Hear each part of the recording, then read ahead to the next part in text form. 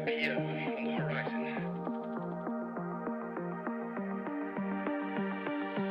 You're surrounded by journalists. Hold your position.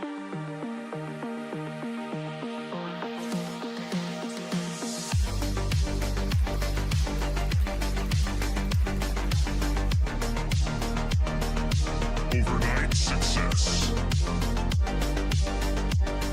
The Blazenator 3000.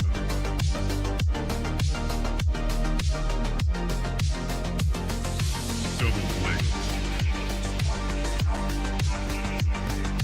Right.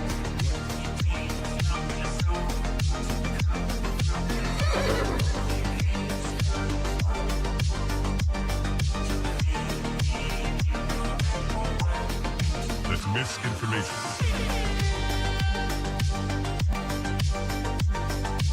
Market clearing order inbound. That's just wrong. We are surrounded by journalists. Hold your position. Come, get up.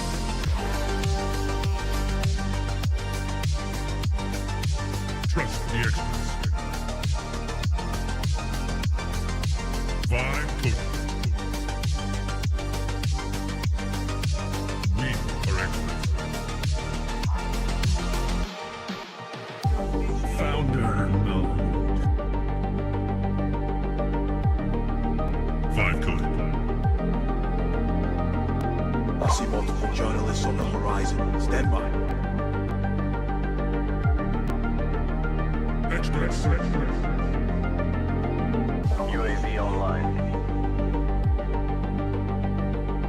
Blaze.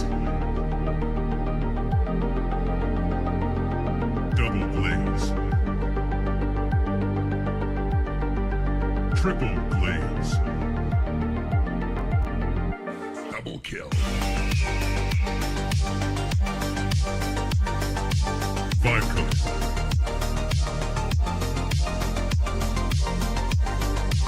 Wrong.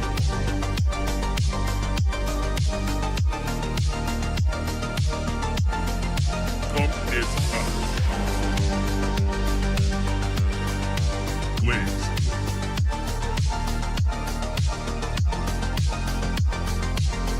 Team deathmatch.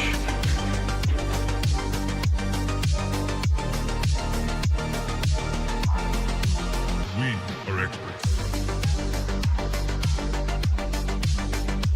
Triple blaze. That's just wrong. Right.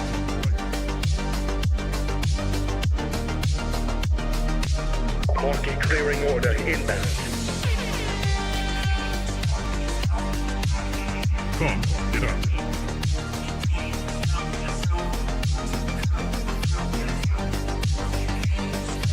We are surrounded by journalists. Hold your position.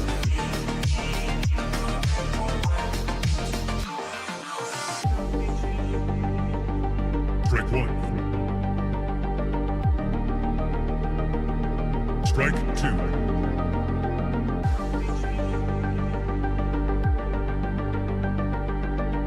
Activate Golden Retriever mode.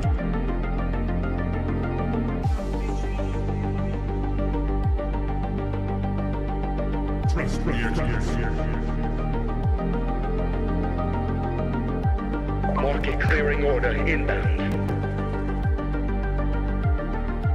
Vibe coded.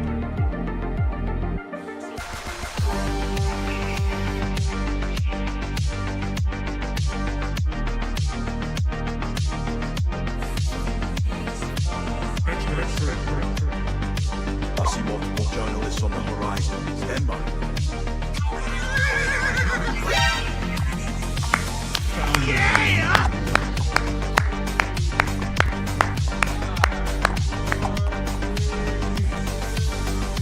You're watching TBPN. Today's Friday, June 26th, 2026.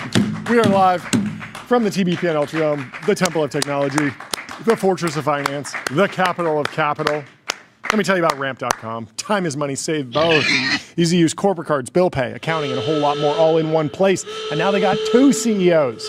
You want to partner with a company that just has 1 CEO? No way, get out of here. you want to go with a company that has 2. Kareem promoted.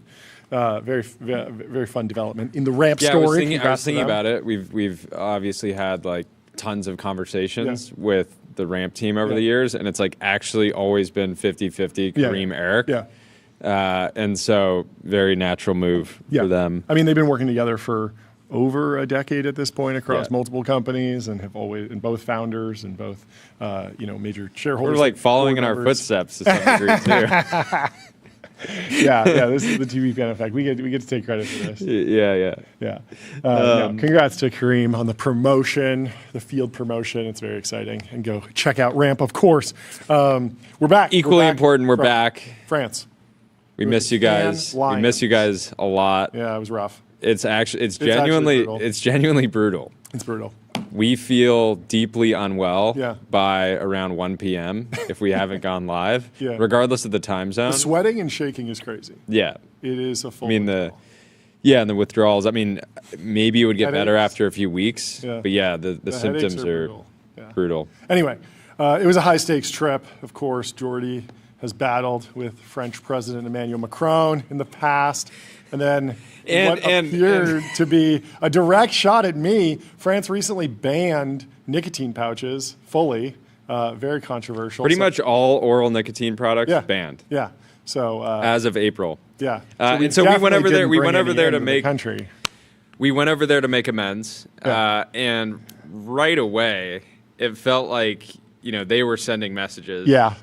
Straight from the top. Yep. Because we land in Paris. Yep. And we have a connecting flight to Nice. Yeah.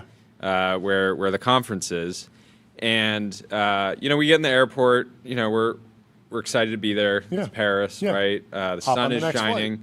Small issue is it's roughly 100 degrees inside the airport. Coincidence. Interesting coincidence. Yeah, that we're there. right when we show up. Then it gets hot. Generational heat wave. Yeah.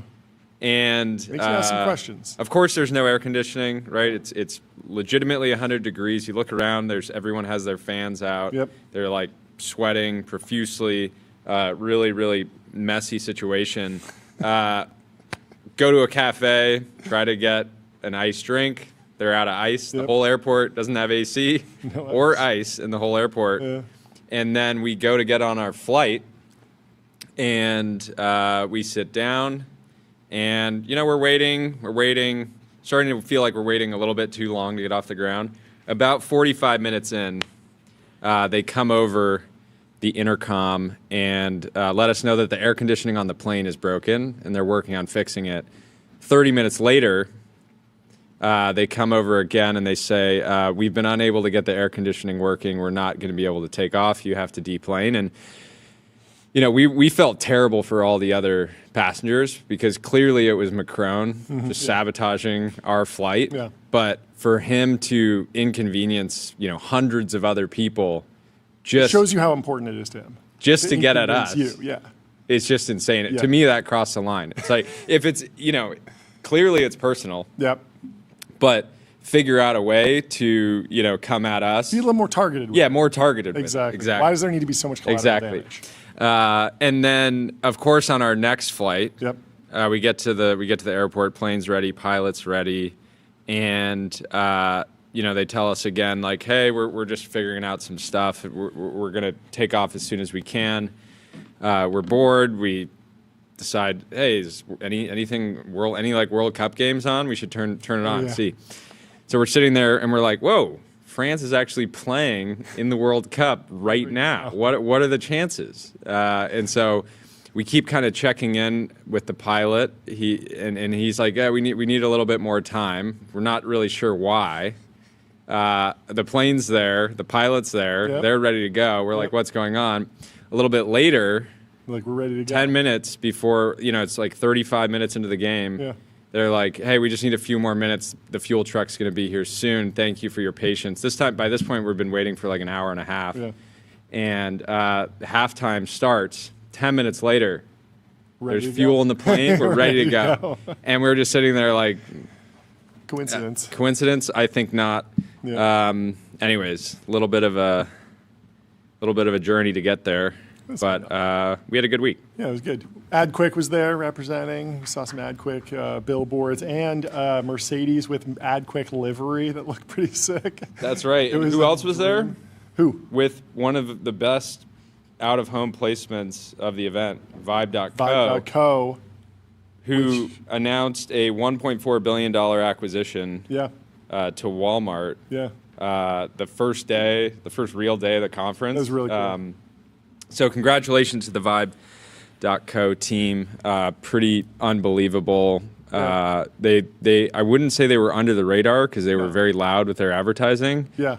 But not, in a sea of just like AI exits, like they stand out as like one of the most impressive runs of the last couple years. And I saw some people digging into the Walmart strategy around Vibe, and they have a whole host of other platforms for their ad platform that seems to be coming together quite nicely. Yeah. We should dig into it more and have the founder on to talk about the journey. Before we continue, let me tell you about MongoDB. What's the only thing faster than the AI market? Your business on MongoDB. Don't just build AI, own the data platform that powers it. Little history. Cannes Lions.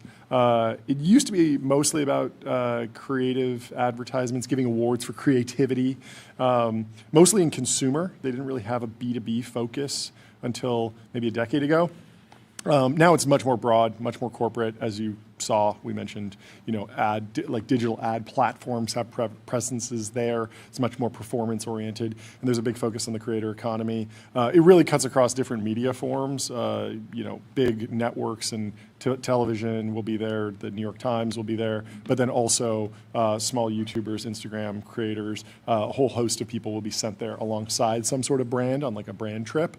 Spotify threw a big concert on the beach. John Summit played because they have a large ads platform primarily. Like, it makes sense that Spotify would have a music guest, but they're there specifically to promote their ads product. Yahoo had Tiesto play, again, basically to facilitate deals around their ads business. There are other activations from big tech companies and ad platforms. Athletes attend. Hollywood talent agencies host parties.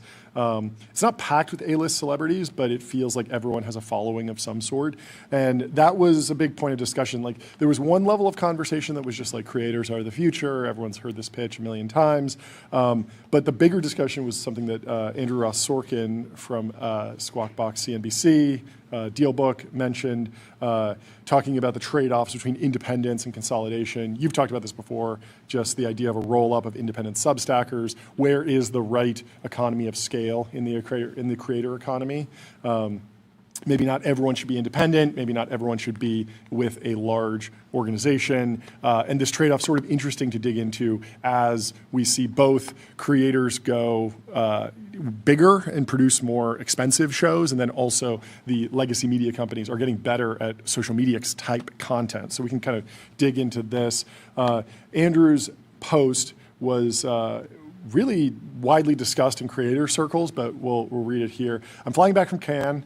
Something I've been thinking about. I was taken aback by how some of what I thought were the most successful influencers say that they need to spend so much money to keep up that they're not making the kind of headline-popping numbers we often read about. And he asks for thoughts. And a lot of people, High Yield Harry says, not surprising, you can't be at 80 to 90% EBITDA margins forever and expect to retain attention and scale. It's going to bring in more competition. And that's a piece of what's happening. I think there's a few things happening. One is the big transition from independent creators pivoting from making content to making shows, and you can look at Subway Takes in this way. The other show is Keep the Meter Running, much more produced, much more edited, much more costly to produce, and then also, but you're still faced with some of the awkwardness around how do you actually monetize that. There isn't a logical ad break, although I think there should be in a 3-minute Subway Takes ad or video, a 3-minute episode. I think that it would be fine to have a 5 to 10 second mid-roll in the middle of that, but that has not been done. Like, that floodgate hasn't opened yet. So most creators are doing either a really polished vertical video about their own content, and then they'll do a promoted post that's another 30-second, 60-second, multi-minute vertical video in their same style, style, but purely sponsored content.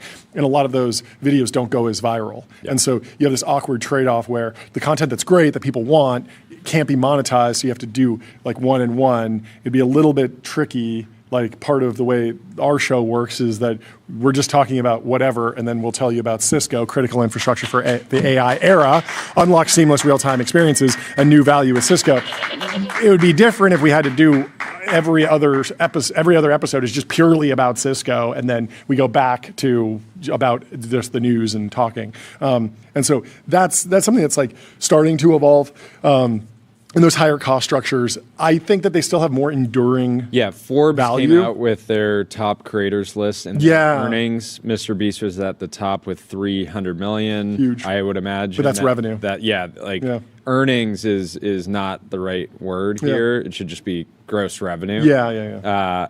I have no idea what Jimmy's margins actually look like on that 300, but it would appear he's spending like. But he's nine obsessed figures. with reinvesting for the future. Yeah, and that's growth, always been a part of his as opposed to Joe Rogan, who has these big deals, and he seems completely content to be in a tiny set. Team. And same, and not really trying to buy anything to accelerate growth. Dar, Very happy.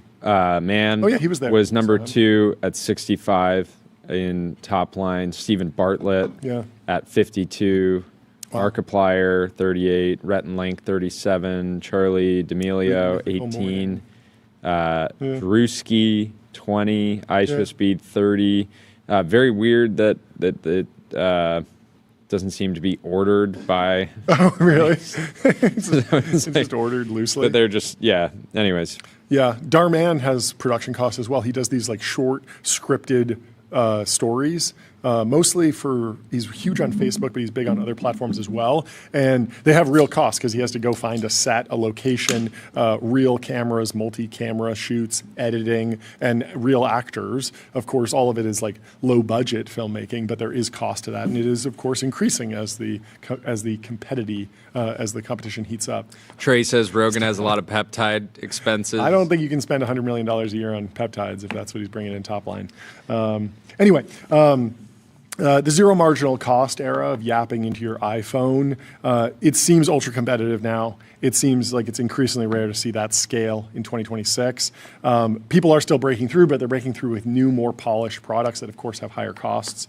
Simultaneously, traditional media companies are starting to dial in content strategies for traditionally creator-led platforms. I think the New York Times has done a fantastic job here. You have the Ezra Klein Show and Ross Douthat, who are sort of like the left and right perspectives, and their shows have become really successful on YouTube. A lot due to the packaging. They understand how to get a good title and thumbnail together. The editing, the production values are really, really high quality, and so those podcasts do very well on YouTube in a way that other shows from legacy media companies, it's been hard for them to break through traditionally, but they certainly have, and it's interesting that it's recent. Another example is the Popcast.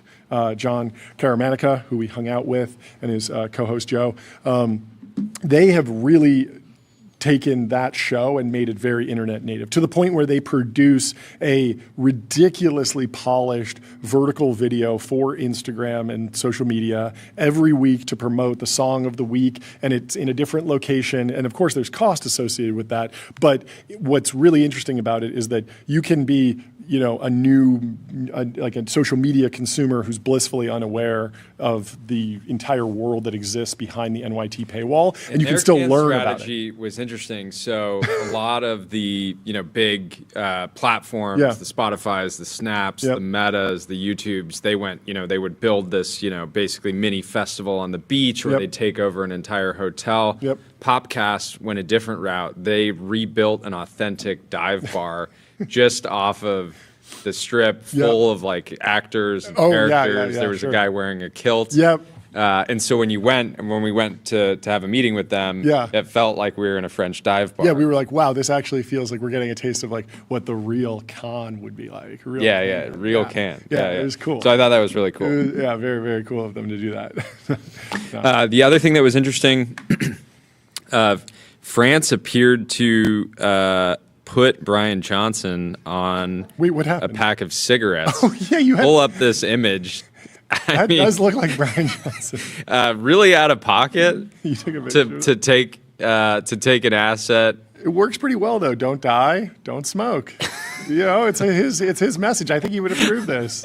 But I saw this and I had This to is take a picture crazy. because I was like, is it actually uncanny? He has like a lot of pictures of himself. It does look laying like down him. like that, eyes closed. Also, this looks like a man being put in a body bag, but at the same time, it looks like just a man who getting a beautiful nights of sleep, getting tucked in after a nice couple of heaters. He ripped a couple darts, had a couple beers, crushed a couple cold ones, and now he's ready to get put to bed by someone.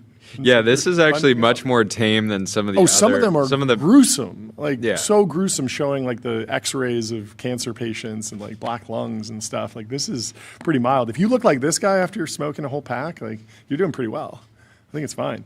Anyway, the end state of this debate, it's interesting. There's a little bit of grass is always greener on the other side going on. With independent creators thinking, maybe it'd be better if I was with a larger organization, and then vice versa with a lot of the folks inside big organizations saying, if I left, I could probably make so much more money.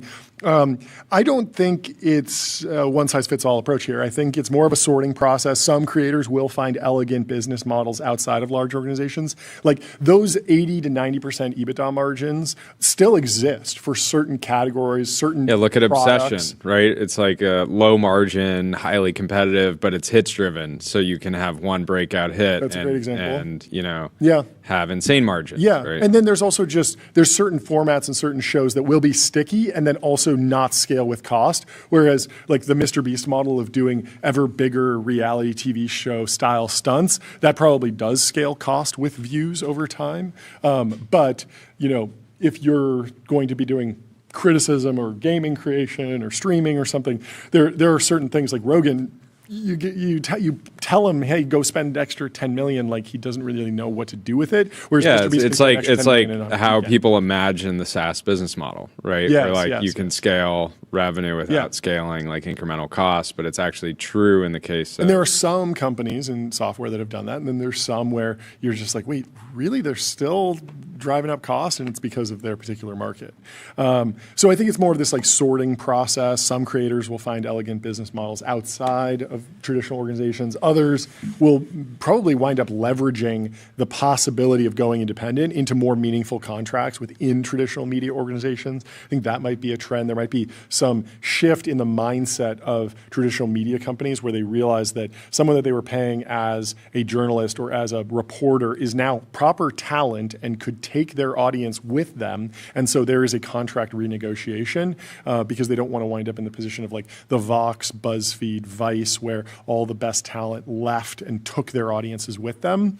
And there's probably a meet in the middle where you're not paying them through the nose, but you're paying them more than what they were making just as someone who's like below the line, just like a content creator internally once they actually break out. And so I think there'll be lots of mistakes along the way. No doubt some folks who should be independent will stay too long and vice versa. Some people who would be better suited for being inside a large organization, leveraging all of those capabilities will go independent and then regret it and maybe go back. But it's increasingly clear that a one-size-fits-all approach, perhaps with a tagline like "independent creators are the future," I don't think that fits quite. I don't think that quite fits anymore. To each their own. I think everyone sort of needs to find their own way and figure out what's right for them. David Senra is in the chat. Hello, Hey, what's up, hello, David? Senra. Good to see you. We miss you. Founders Podcast and the David Senra Show. Go check it out. He's been on an absolute tear, a generational run. Let me tell you about public.com, investing for those who take it seriously. They got stocks, options, bonds, crypto, treasuries, and more with great customer service.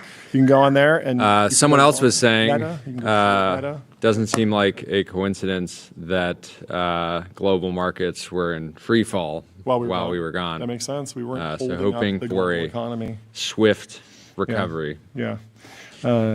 You can make your own decision on whether or not you're buying the dip, but do it on public.com. Smart glasses are inevitable, but what or who are they for, says Christopher Mims in the Wall Street Journal. This is on the back of the new Meta glasses that launched. Christopher Mims says, the deluge of smart glasses has begun. Has it? It feels like, I don't know if it's a deluge. It feels more like just a trickle or like a steady stream. But maybe I've been following it too closely. I think that's all of my problems with analyzing this category, and we'll get into that. All my criticisms are like very odd technical. Yeah, and it's so Meta has been selling a lot of glasses. The products are dozens, hundreds. No, they've been selling. I believe they're already in the millions of units of not millions of units, not the hundreds of millions of dollars in revenue. I believe so. Okay. Ben, I think it's getting. Work on fact I agree with you. I think it's getting material. I think it's getting material. What I was going to say is that it's for products that are functionally like a great pair of glasses with a camera attached. Yeah. Right. These are not like. I don't see a lot of people talking about like, oh, I'm replacing AirPods entirely with these, even if that is one function. Is that just because? And that is also with like being able to sell through a one-of-one ad unit on the greatest distribution platform in history. But they're going up against stiff competition. Like the Apple Vision Pro is so good that it's like job's finished. Like we have the Apple Vision Pro. Why? It was so funny. So I never tried the Apple Vision Pro until this trip, and I asked John. I was like, "Hey, can I take him for a spin?" And you were like, "Oh, it's like kind of a hassle to set up." It is. And you have to like put it in guest mode. But John was like, "No, I want Jordy to experience this." Yeah. And so we go through this whole like hassle of setting it up, and I'm like 20 seconds into the dinosaur demo, and the flight attendant comes up and is like tapping me on the like actually taking getting me out of virtual reality. And Yeah. I was like, the audacity. And I think the question was just like, are those cool or something? It wasn't like, sir, you need to put on your seatbelt or something. It was like I was fully immersed. Yeah. And it completely ruined it for me. And what's funny is like the whole pitch for the Apple Vision Pro was like, you don't need to take it off to talk to somebody because it will show the eyes. And no, Tyler's on his way back. You guys went to France for raising canes. Yes, raising can. Raising can is good. Yes, Tyler got left at CDG. Yeah. No. Shoddy. But so I have the, we got Timu. We got Timu Tyler. I have the answer for the Meta glasses. Okay, yeah. How we doing? So since 2025, there's been 7 million plus sold across Oakley and Meta. $2 million was just the Ray-Bans. Okay. And wait, 2 million units. 2 million units. Okay. And the estimated gross retail sales was 2.1 to 3 billion. That's pretty good. Yeah, John, the way you were framing it, it was like, we've sold 7 million. And you're like, $7 million. And it's like, no, it's 7 million. Like it's a lot of units. Yeah, it's a lot of units. Yeah, it's getting there. And there's some level. If it wasn't Meta, we'd be like, wow, this company has like insane product market fit. Yeah. Selling 7 million units of a new. Yeah, if it was Oura Ring or Whoop or something like that, we'd be very impressed. Yeah, I think you're 100% correct. And it would be like, it could probably be like a standalone public company. But people would still be slamming it for being like way worse than the Apple Vision Pro in terms of watching old films. I watched Master and Commander on it. It was great. It's a fantastic movie. Highly recommend. Godfather Part 2, also good. Dunkirk. I did some damage on the back catalog. Anyway, let's go back to Christopher Mims in the Wall Street Journal. He says, at the low end, there's a new line of Meta glasses which start at $299 and play well with vision benefit plans. Interesting. So you can buy them with insurance. For another $100, there's a pair aimed at fans of Kylie Jenner. We saw these in action, and they looked great. I think reviews are very high quality. If I hadn't seen the launch, I wouldn't have noticed that they were Meta glasses at all. Yes, I would have just it really assumed is they subtle. were like. It has this jewel. You can see it. It's that small white like glint right there. And I was so confused by this, but this is purely a me problem because I assumed that was a recording light.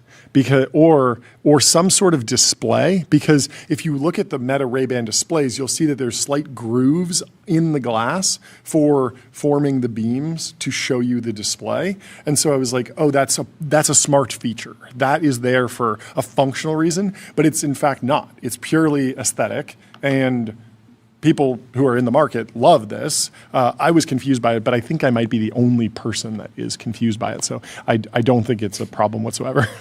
But there's no screen. There is a voice assistant. Alphabet's Google and Samsung have teamed up to release their own competing lines due this fall from eyewear companies Gentle Monster and Warby Parker. For those itching to upgrade, there are glasses with in-lens displays. They cost more. Meta's is $800, and Specs from Snap is $2,200.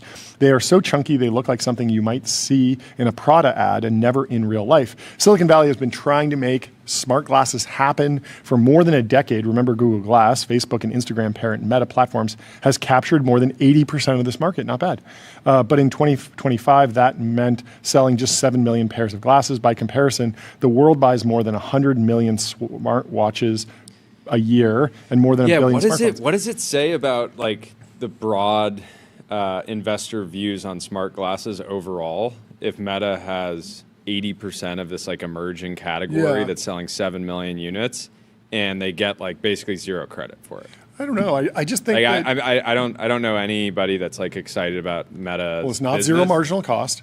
And I mean, I know, but if it has even a 10% chance of becoming like actually a dominant consumer computing platform, I don't think that's the case though. Like no one would say that the Apple Watch is a dominant computing platform. They would say like it's a great accessories business for Apple, and it's probably worth $50 billion or $100 billion, and that's just not that material one way or another to a $2 trillion company or a company that hopes to be worth $2 trillion. And so I think that it can get there. When I see 7 million pairs of glasses compared to 100 million smartwatches, I feel like this is perfect trajectory. Like this is great. Like, do you think that Meta ever makes a free pair of glasses that's ad supported? I don't know. I think that an ads business would actually be much more attractive. When you say, oh, they're making $1 billion in revenue, that's not 100% margin. I think about, well, what is Threads revenue going to be? And that's going to be much higher margin. Like Threads is probably more exciting to the core business and to the financial outcomes of I just think I think if you I understand it's exciting. I like hardware. Like it's cool. It's just like it's hard to underwrite to like it's moving the needle on cash flow. This is going to pay for another data center. I would expect to see, just like we saw the ad supported Kindle, I think we'll see the ad supported Meta glasses. Are the ads on the inside for the wearer or on the outside for everyone for the user? So you're walking on a street and you walk past a restaurant, it pops up like, get a free matcha. I don't like that. I like the other way. I want to be wearing the glasses, and I want it to be barking ads at everyone around me while noise canceling those ads to me, so I don't have to hear them. You become a loud billboard. Exactly. I pay for the no ads version, but you didn't pay, and you're sitting next to me. So unless you pay, you So you would dress ads. up as like one of those guys that it's goes like on the a modern street. sign flipper. You dress up as a guy on the street. Yeah. And you're pretending to do like, what do you do for a living interviews, but then right when you get up, instead of saying, what do you do for a living, you just activate the ads and you just try to bark like 4 or 5 ads. What is your intelligent cloud provider? Is it Railway? Which one is it? Let me tell you about Railway.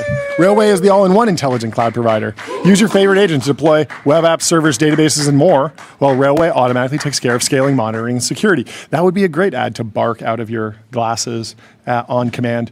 Anyway, so Apple is reportedly hard at work on its own smart glasses, although it's unclear when they might arrive. Gurman said 2028, 2029, like we're more than a full year away, which is remarkably slow, given that I feel like when Apple enters this, they're going to do very well. I don't know. Maybe the Apple aesthetics won't work in the glasses market, but I feel like they have the design lineage and capabilities. Like they make small devices. Like the technology is going to be great and very integrated, and they just have to get the design right. But you can have multiple shots on goal with different styles and frames. So it doesn't seem like it will be hard for them to, add that into your cart when you're getting a watch and an iPad and a phone, even though they might cost a lot. I don't know what the Apple. Let's get into the skepticism. Okay, since even the start, hostility. the idea of a face-worn computer has garnered skepticism, even hostility, which is understandable. When most of us are trying to reduce our time in front of screens, it seems absurd to mount them right in front of our eyeballs. And we should, and why should we be okay with everyone we meet pointing internet-connected cameras at us?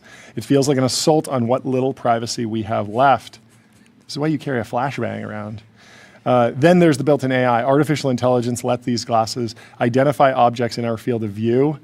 That is not a very compelling use case for me. Hot dog, not hot dog. It's just like I'm looking at a building. What is this building? It's a building. Like, what is this tree? What do you see? It's a tree. Like, I don't know. Do you care if it's a ficus tree or not? It's pretty rare. South African meerkat. How often are you running into an unidentified meerkat? Like, this is not that big of a problem. The bigger one is that you're just able to talk to an AI agent and have it look up things for you, have it do whatever you want on your phone, in your world, in your agent. But it's very rare that you're seeing things in the real world. Oh my God, what can is this? What is this? I need to know. It's like, come on, I know what a Diet Coke is. And then Just say you're not 5 years old. Yeah, Just say you're not 5 years old. but if I know what it is, then I don't need the visual part. I can just say, hey, I want some extra information about Diet Coke. I'm about to drink one. Can you look up the latest aspartame studies? Yeah, I do use, like I learned about a kind of car from Renault called the Twizy. Yeah. That is quite Great. popular. And I did take a picture of this. Sure. I have been doing that And too. ask chat, what is this? Yeah. But it's something that, pull up the Twizy. Also, This I was car, playing. this is like potentially the coolest vehicle Very on the cool. road. Yeah. I was playing a video game and I took a photo of the screen when I had to upgrade my character in this role-playing game. And I was like, how should I allocate my points? Look at this. It's pretty sweet. Imagine you and your best I thought it was friends. a smart car too. It's not. Imagine you and your best friends have a fleet of these, and you're just like, "Hey, let's go to the park. It's the French dream. Hey, let's go play some golf." It'd be And cool you if they pull could, up to the click to the together, golf course, and then one person. and you can don't drive. even get out of your car. You just drive straight to the first hole. They should be able to have like a series of tow hitches where that you can create a road train out of them, and then one person drives and the rest can shell. That would be very cool. Yeah, we saw some kids bombing around in some crazy smart cars, having a great time. Goldrock says business idea: pay people to blast your ads on JBL speakers in crowded spaces. I think you could potentially make a run at that before regulation came in. Shrek it up. Shrek that Twizy, please. Okay, so. But there's growing unease with companies sticking generative AI features into any and all products, and having a little AI djinn always whispering in our ear seems like a cautionary tale or a Twilight Zone episode. And yet there will be smart glasses, and you and I might even choose to wear them. Their technological inevitability, a new consumer tech arms race for the last and best real estate on our bodies. I envision that someday all glasses could be smart glasses, said a man who should know. Zaid, who heads the division of Qualcomm responsible for making the chips that go into the Meta, Snap, and Samsung smart glasses. Who are they for, though? The problem with most smart glasses is that it remains unclear what exactly they are for. Steve Jobs once said that design is as much about what something does as how it looks. It isn't hard to imagine that were he still alive today, his critique of most of the smart glasses on the market would be scathing. Take the Snap specs. They are a triumph of engineering, squeezing a fighter pilot helmet's worth of optics and computing into frames that, while not exactly svelte, or at least don't require a chin strap, but for what purpose? Snap chief executive Evan Spiegel said they could be used for live translation, turn-by-turn directions, working on the go. And Has anyone made the experiences. motorcycle helmet computer? I think they do have fairly advanced helmets these days. Snowboard. I want helmets, a ski personal helmets. computer that's shaped as a motorcycle helmet that I can just wear around. That would be cool. It'd be like more cyberpunk. Palmer was teasing a very thin, Yeah. small pair Of, like, aviators, of right? smart smart-ish looking glasses. Yeah, it looked like they had bolted onto just traditional Yeah. aviators, which were really cool. The catch, you have to be seen in public wearing these to get the most out of it. Your friends and colleagues would need them too, and that's assuming the software running on these lightweight computers can live up to the promise. I was thinking about should you start with glasses that are woefully underpowered on the battery side? Like if you launch a pair of smart glasses and they're 30-minute battery or something, like very limited, but they're really light, and so people actually try them, and then like, is it better for everyone to complain about how heavy they are or how light they are, but the battery keeps running out? Because at least that's a signal that people are using it to the fullest, if they complain. Like if the VR headset's light and people are like, oh, it runs out of battery, I got to plug it in all the time. It's like, okay, well, at least you got to that far. At least you enjoyed it fully, and then you needed, like working on that extension feels like an easier path. Senrad dropping nuclear. Design is quotes. how it works. Steve Jobs. There you go. I continue to believe that the biggest market for smart glasses will continue to be people that need corrective eyewear, right? There's over 1 billion people in that market, and if you have to use glasses all day long, you may as well add some smart features. It's a tougher sell for people that aren't already dependent on glasses. Yeah.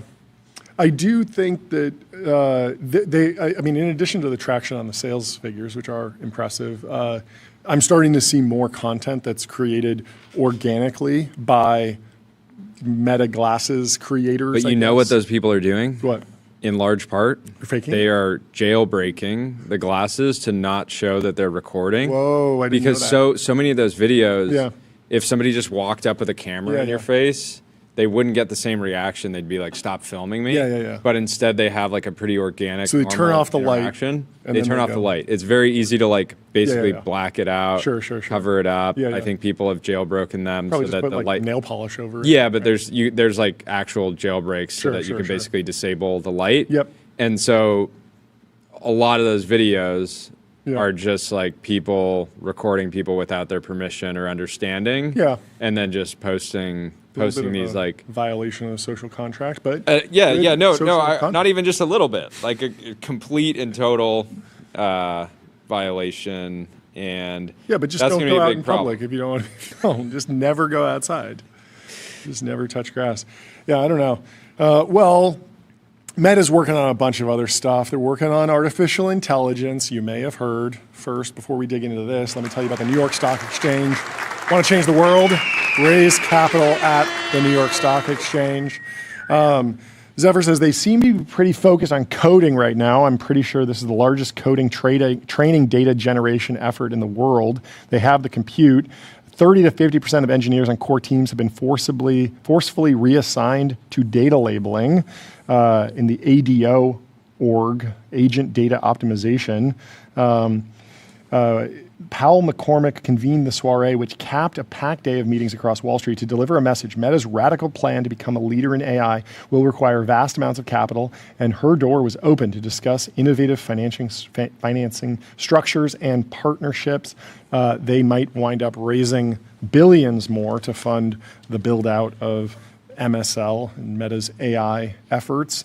One engineer told this reporter that the whole situation feels like the movie The Hunger Games, when tributes are randomly selected and then removed from their environment to something completely different. Except at Meta, many more folks are being affected, with between 3 to 5 from a 10-person team going from building products used by hundreds of millions to giving human feedback on AI-generated GitHub repos over and over. So a wider impact than in The Hunger Games with less drastic consequences. Yeah, still air-conditioned with free snacks, which they are improving apparently.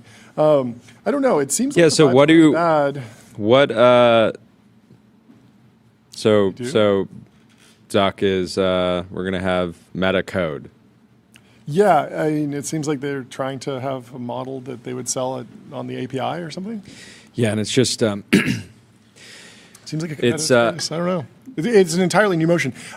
They have done this before, though. At one point, they were trying to compete with Google Workspace and have like a Slack competitor, effectively. Like you could run your company on Facebook Spaces and Facebook Messenger, and I don't think that ever really took off. So it is a new go-to-market motion, but it is simpler because you don't have to rip everything out. You just port over to this particular endpoint and it's so interesting. It's so interesting because really good at building. I would have expected. I was expecting Meta to spend enough money to get the Meta AI, Chat GPT, Gemini, Claude competitor to the top of the charts and keep it there, because I expected Zuck to think like, hey, if I get people asking questions all day long, I can just target them much better. Oh, you mean all the my App other... Store charts? Not so I expected them to go super hard on consumer. Yeah. They don't have background in enterprise. They bought Manus, but even Manus was like sort of unclear what they were going to do over time. Maybe they would integrate it into Ads Manager. But I expected them to just say like, Zuck say like, hey, I'm going to spend a lot of money and I have billions of users already. I'm going to do whatever it takes to get a consumer chat app to the top of the charts, keep it there, and over time, just focus on this one thing. And the Meta AI app sitting at 17 in the App Store right now. Not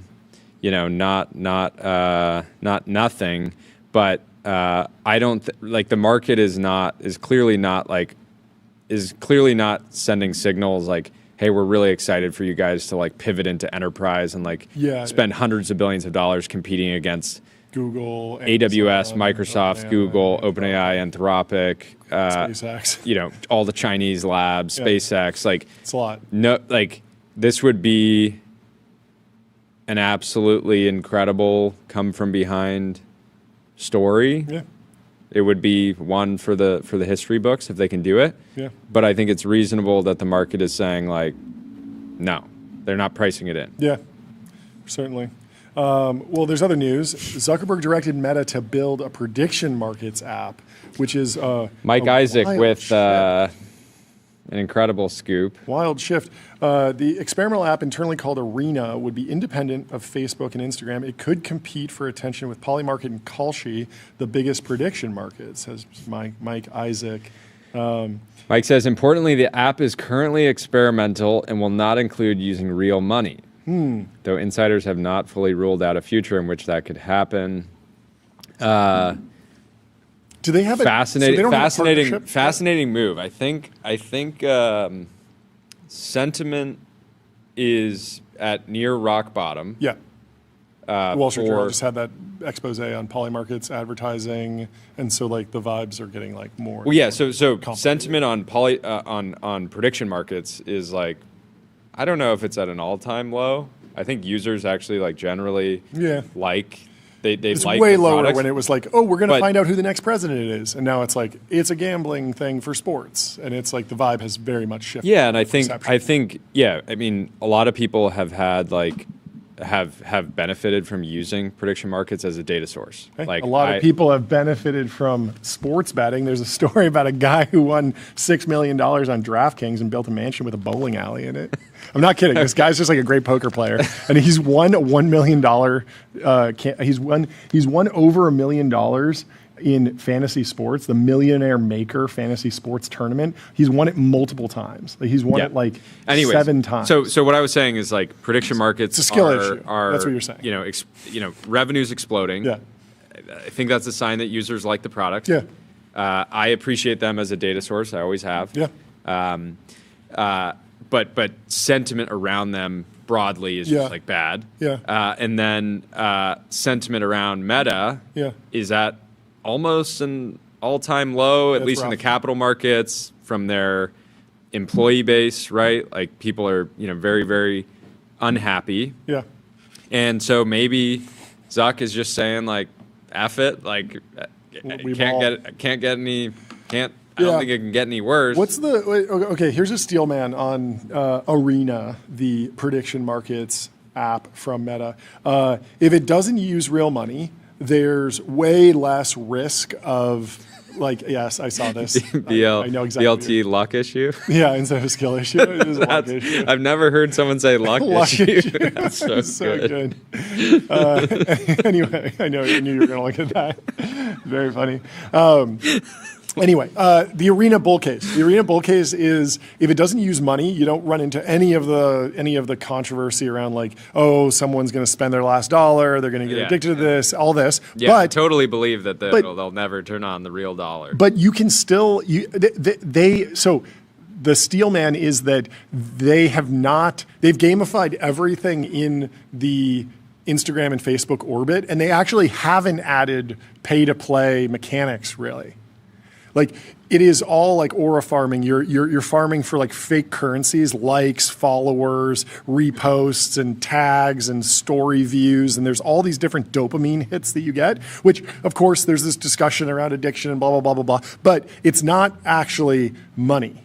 And so you could imagine if they can make arena and getting points in the arena as rewarding as getting 1,000 likes on an Instagram post or 1,000 views on a story post. If they can make it, people love the people will do it. status of like making accurate A good call. Yeah, exactly. Call. And so if all of that is integrated and you can go to someone's account and you can see, oh, well, they got this many views, they have this many followers, they're followed by all these cool people, and they also have run it up huge on Arena. This is like a high signal account, and maybe I should follow it. So I don't know. It could be something that I think part of it is like social media is starting to be viewed as something that is as bad as gambling for society, potentially worse. Sure. Right? Potentially worse than gambling. Maybe. And so part of it's just like F it. I think users will like this. They'll use it. And you can imagine like making Instagram already one of the most addictive apps ever created and just adding casino functionality to it. Yep. So you're gambling with your friends. I'm not, I think this move is like laughable, right? Okay. In many ways. Yeah. Just because it's just given the amount of fire that social media is already under. Like, this court case, right? The addiction court cases and that. Now it's like, okay, well, like, we're sorry that, like, you think our app is, like, addictive. Like, we're going to work this out in the courts. But while we do that, like, we're going to introduce gambling. Yeah. It's like, it is just, like, a very funny move. And I'm sure they just wish, I'm sure they wanted to, like, keep it, under wraps. And it's probably an experiment still. Yeah. But not a move that's like very defensible, right? Unless even they stick with the no money thing. I'm thinking that if there's no money involved whatsoever forever, I don't know that I have a problem with it. It's potentially, if people get so addicted to the status game of making good predictions that they just stop doing real gambling. That could be Maybe good. He's trying that could be good for society. Wow, I hadn't thought about that. Yeah, they're like, that's I don't a good care about take. making real money. Okay, yeah. I'm just trying to farm. I'm just thinking that, like, yes, the fake currencies, virtual currencies, dopamine hits, like prestiging on Call of Duty is the same. XP in Call of Duty, like, yes, you can get too addicted to it, and you can just spend all night playing Call of Duty to try and prestige or level up or whatever. You can be hunting for a platinum trophy on some super hard PlayStation game all night, and like that can be bad, but it's just a way different thing in terms of like what hitting rock bottom looks like when you're not involving real money. Like you could hit rock bottom being like, wow, I was scrolling Instagram reels 4 hours a day, or I was playing Call of Duty all night, was sleepy at work the next day. Like it can be bad, not good, but it's nowhere near as big as like I lost my college fund for my kid. I gambled it away, right? If there's no money, it's just a different conversation. I think you do need to put it in a different bucket. Yeah, the other thing is Kalshi, it was reported as doing like over $2 billion of annualized revenue. Yeah. They're growing very quickly. I expect them to be well beyond that. Yeah. Like if Zuck came in and he got 100% of the sort of like online gaming market, it could like maybe move the needle a little bit on this isn't like a winner take all market, right? Yeah. A lot of people, like, even all the apps are available, they still use their, like, some friend that has a sports book or whatever. Sure. So it doesn't really feel like a move that you make when you're spending hundreds of billions of dollars on AI. Like, you're betting the company on AI. Mm-hmm. This seems like it. Like, I'm starting to maybe see that even though Zuck is very good at monetizing applications, Mm-hmm. that it might just be for the pure love of the game. Yeah, Rob Flaherty summed up the pushback. I'm at the child brain poisoning company. I'm at the gambling company. I'm at the combination child brain poisoning and gambling company. Good reference to Pizza Hut and Taco Bell, a famous one. But feedback to the Kylie Jenner Meta glasses has been way, way better. Wow, Silicon Valley finally figured out who controls consumer spending. This is not finally. Meta's been partnering with great celebrities for a really long time. This does not come as a shock to me, but it is the right person to And partner with. It's fascinating because we were trying to estimate like how much Meta spent on this like partnership campaign. Yeah. I was putting it at like somewhere around like 50. I have no information on it. Million? Just like 50 million. Yeah, Okay. yeah. How much does it cost to get the top influencer Yeah. in the entire world to do a campaign like this? Yeah. And launch a product with you. Yeah. Maybe something like $50 million. Then Alex Heath, Yep. the Heathinator, Yep. who we were with this Scoop week, athlete. Scoop athlete, Yeah. comes out and scoops that Snap is working on a deal with Robert Downey Jr. to spend $100 million potentially for a partnership there, which is deeply confusing. Okay.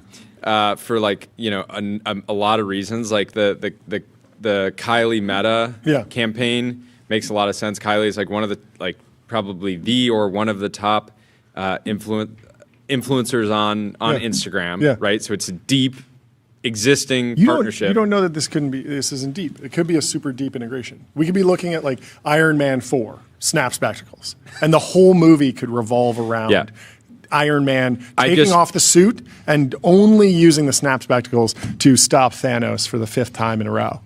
And I just don't believe that as cool as Robert Downey Jr. is, I don't believe that that people are going to spend $2,195 on these specs because he isn't a brand campaign with them. Yeah. Whereas I do feel like Kylie could potentially drive well more than 50 million of sales. Totally. Of her. No, 100%. Kylie informs purchases at a very different rate. Like, I'm a fan of Robert Downey Jr. I like his movies, but it's very hard for me to close the loop from like, okay, he looked good and was in this suit, and so I should go buy that suit. Yeah. It's just such a And the other link. thing is like the Meta glasses are a content creation product. Yeah. Like, that's their primary function. And she's a content Kylie creator. is the number one content creator. Yeah, but you're completely discounting the possibility that Avengers 12 could be filmed entirely on the Snap Spectacles.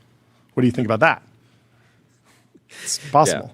If it is, it could be worth it. But yes, it's hard to underwrite at $100 million. That's a lot of money it's not a lot of money for Meta at 1.5 trillion in market cap. It is a lot of money. 1.4. It is a lot of money for Snap. Last week's number. An $8 billion company. Last week's price is not today's price. Snap's market cap? Did I get it wrong? Snap 7.2. Not bad. It's only off 5% in the last 5 days off of this Snap news. It's down 25% over the last month, though. It's had a rough go, but I don't know. I like that the product shipped. I like that there's experimentation and competition in the wearables market, and I do think that like Christopher Mims is correct that like there is an inflection point here that wearables are this new battleground that a lot of companies are facing, and there's a lot of opportunity with how slow Apple is moving in the category. You can go and potentially win. Like, I mean, just watching your reaction to this the Meta glasses launch it doesn't seem like you're in the category of this is going to get steamrolled by Apple immediately as soon as they launch it. You're like, they might come in and compete, but they are ceding so much territory that 80% maybe goes to 50% if Apple really succeeds. but it's not going to be a flip overnight because there's so much brand value, so much style, so many partnerships to the silhouettes of the frame. Yeah. And so many learnings on the actually like what people are using these for. So Snap sitting at 7.18 billion market cap with a projecting 2026 revenue of 6.76 billion. So anyways, Let me tell you about Codex. Codex is a powerful workspace for getting work done with AI agents, whether you're writing code, analyzing data, creating content, or automating business workflows. Codex helps you move projects forward from start to finish. new family of models. Oh, yeah? What we got? Previewing today GPT 5.6 Soul, Soul? next generation model. Named it after Soul, bro? That's crazy. Yeah, I don't know about that one. Anyways, Do you think preview. that was a $100 million brand deal? Like it's like Robert Downey Jr.? No, it's named after the celestial bodies. Soul, Terra, Luna, and Luna. Terra. Cool. And And putting do up they a go 90. in size? Like, because I would assume Soul is the biggest, then Terra is the medium, and then Luna's the smallest in terms of the model size. So we're kind of looking at large, medium, small. Let me pull it up. It's going to take a second for people to learn the new language there. I have enjoyed the drop down in the ChatGPT app is just like how much reasoning do you want? Instant, medium, high, extra high, or pro. And I don't really think of them as separate models now, and I've been a fan of that. Like, just use the right tool for the job behind the scenes. Anyway, you can dig into that. It seems like it's going well. And of course, by U.S. government directive, access is limited to only 20 pre-approved companies. 20. That's so small. Which is brutal because our very own Dan Shipper will not be able to do a vibe check on it, at least He's got to get yet. access soon.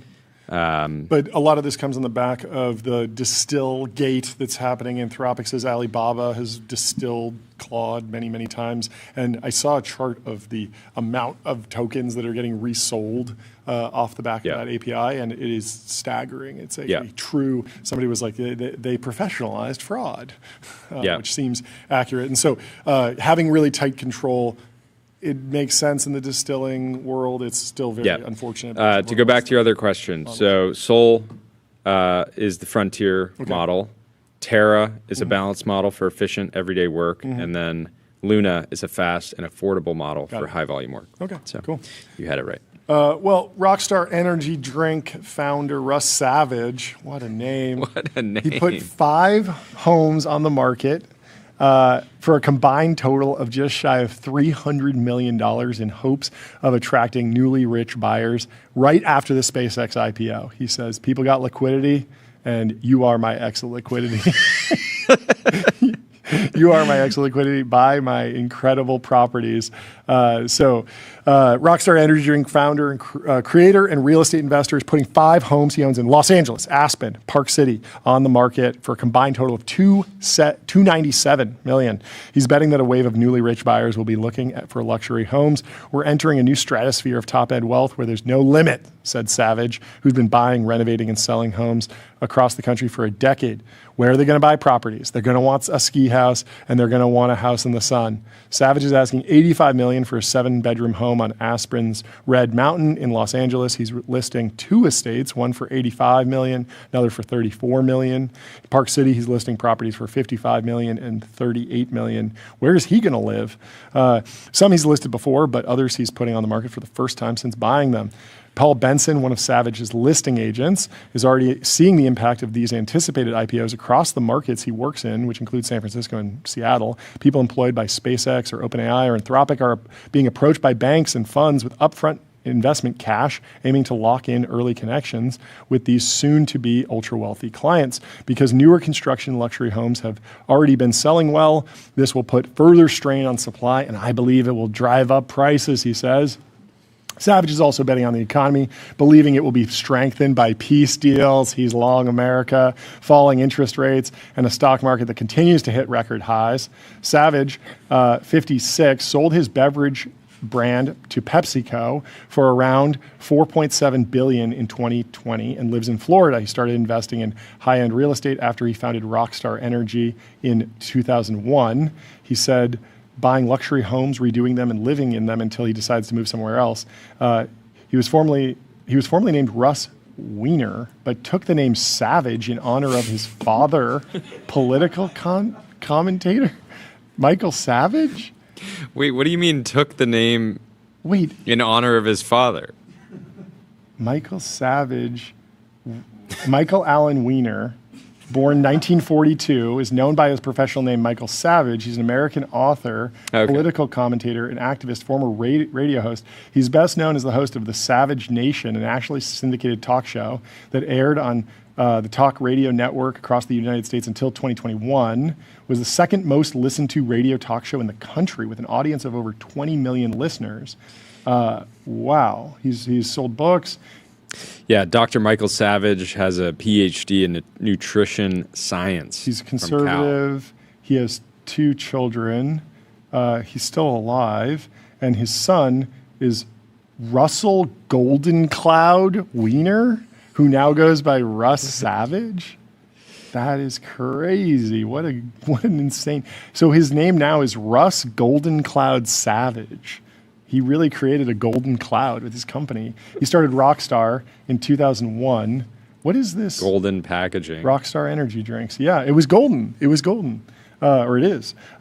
He's also the founder and CEO of his own company. He was, you just barely snuck in the Forbes list of 500 richest Americans. He's number 494 with an estimated net worth of $3.4 billion. In 2025, his estimated net worth is $5 billion. He's done fantastically.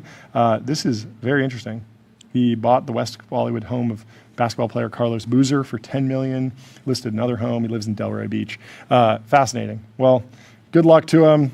Hopefully, if you have some SpaceX liquidity, you can go pick one of these up. They all look fantastic, and he's certainly done a great job. Let's work on getting Russ on the show. I would say He's an absolute savage. I would say Nick, work on it, but somebody is not in the Ultradome today. If you're trying to build luxury properties, you got to know that there's going to be a small group of hungry savages coming after you. Cursor's $60 billion SpaceX deal, it prices off of the 7-day weighted average of the SpaceX closing price before close. The lower the SpaceX stock, the more SpaceX for Cursor holders. The deal was announced with SpaceX at $211 per share. Now it's at $155, but very stable today at $152. Cursor holders are rooting for the stock to keep falling until close somewhat. I can't imagine that they're rooting for it to go down all that much, but that is an interesting dynamic that's playing out. Also, SpaceX is eyeing a bond sale for the history books, and the Financial Times doesn't like it. Allianz, the insurer, they sounding the alarm. SpaceX's green light for $25 billion bond sale is a clear sign of bubble territory. I mean, at the same time, they got $80 billion in cash on the balance sheet at this point. Seems like a reasonable debt to equity ratio, but let's hear the bear take from Allianz.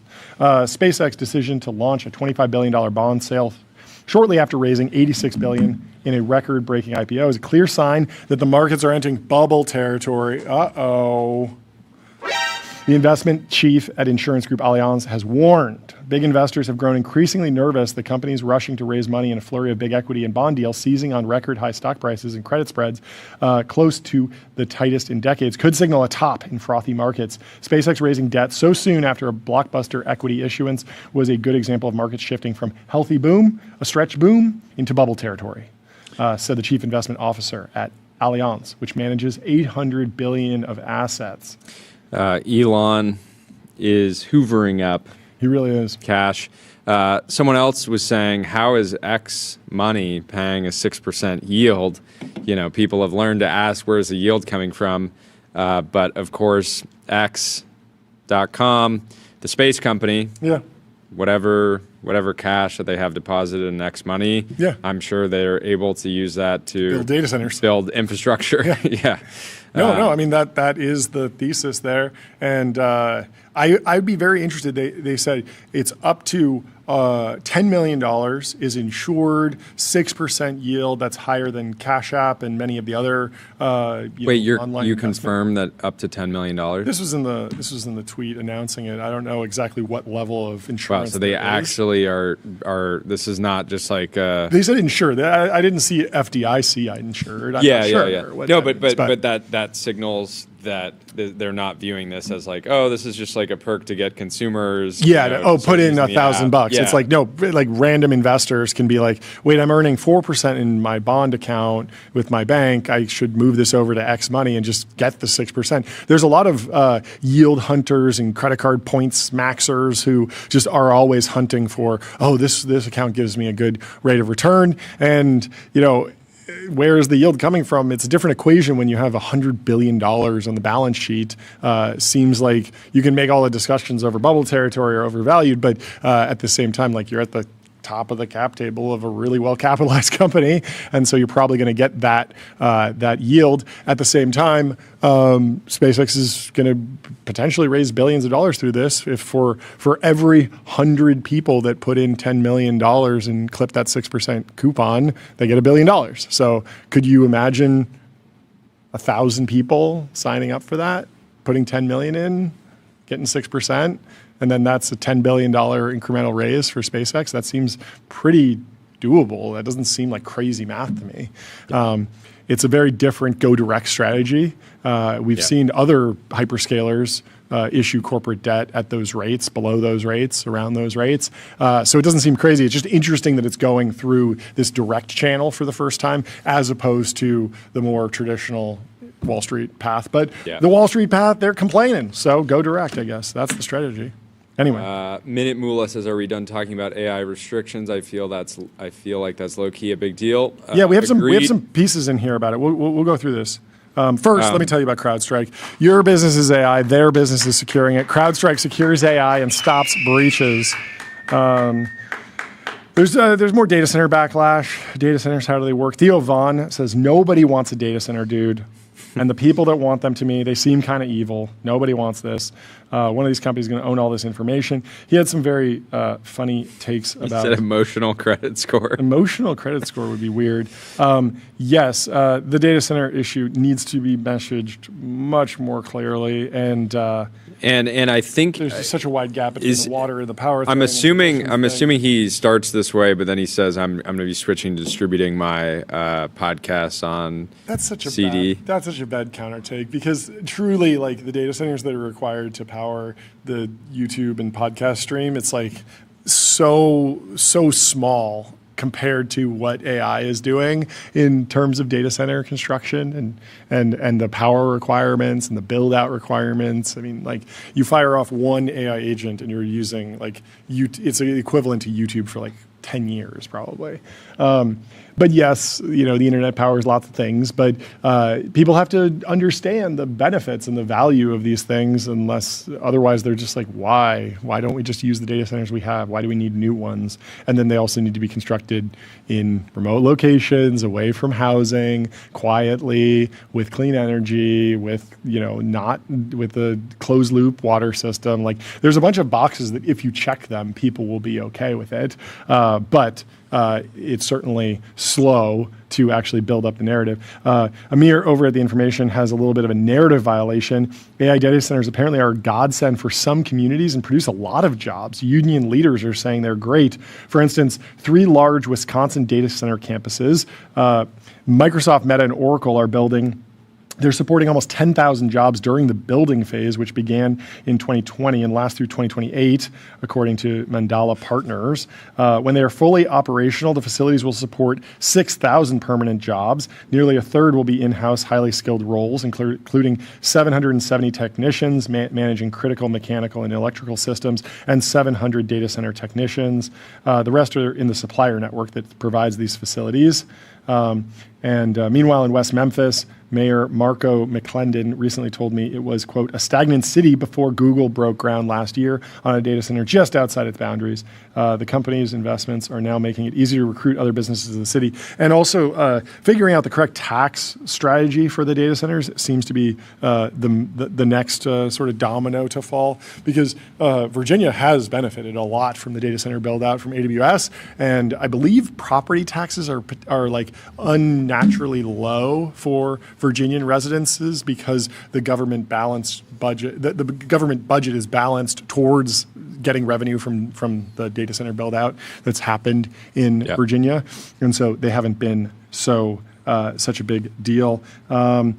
Anyway, we should move on to other stuff in AI bans. What's going on? There's a Wall Street Journal article we can read through here. OpenAI limits access to new models, citing government security concerns. Company says White House review of AI releases shouldn't become long-term default. Ban on Mythos model remains. OpenAI said it's limiting access to its newest artificial intelligence models after discussions with the Trump administration, but warned that the recent trend of the White House restricting industry activity on national security grounds on a case-by-case basis shouldn't become the norm.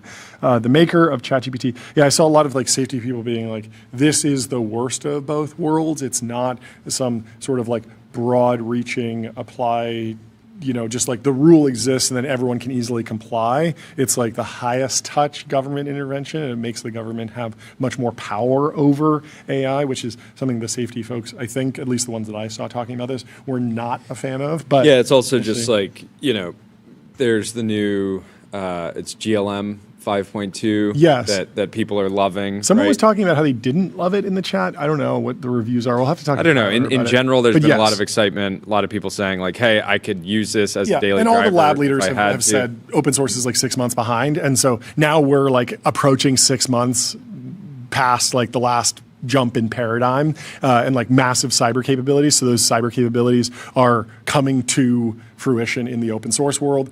There's an interesting dynamic between the risk of like bio stuff and cyber stuff. So if you have a model that can hack a system, it can usually patch that system for that hack in far less than 6 months, like probably in like an hour. It can see, oh, there's a exploit here, and we shipped the code, merged it in, and now that exploit is closed. And so the gap between like finding, like you create the hack machine 9000, it can hack everything, but instead you use it for legal reasons, for economic reasons, to patch all the systems. That's great. The problem that I'm worried about now is if there is a world where building the counter, like the good version of something, takes longer than 6 months. So the example I'll give is in bio. So let's say that you have a next generation model. It's really good at finding viruses that, if created, would wipe out a ton of people. It's also really good at building early warning detection systems and counteractive, like take this pill and you'll no longer be susceptible to that deadly virus that is now possible. That's fine, as long as you continue to roll out the biosecurity initiatives first. You should be good, because by the time the open source hacker, nefarious actors, state actors get access to the bioweapon 9000, you've already patched your society so that you have bio risks, security, early detection, all the different medicines that you need to fight back.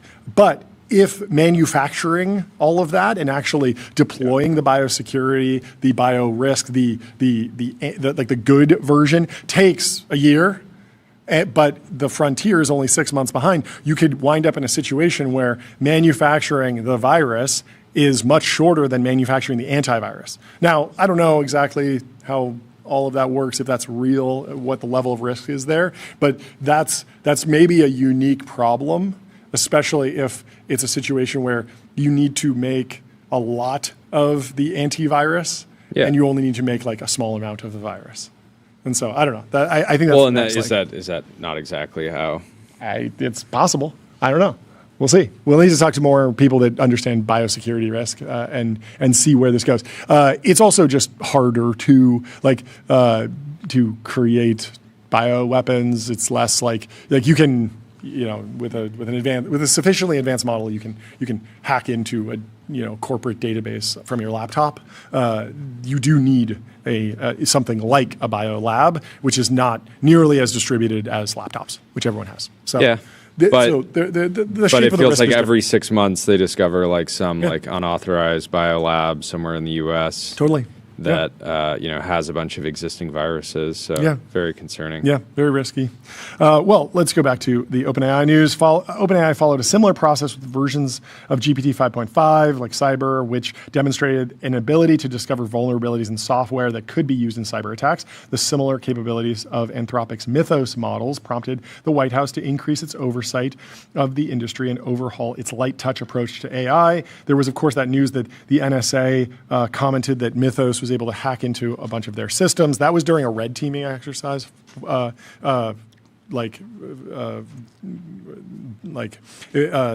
they had a red team deliberately try to hack the systems, probably from within the network to some degree.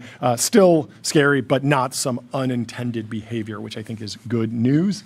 The unprecedented intervention led Anthropic to halt all access to comply with the new rule. Anthropic had previously worked with the administration on a limited rollout of an earlier version of Mythos.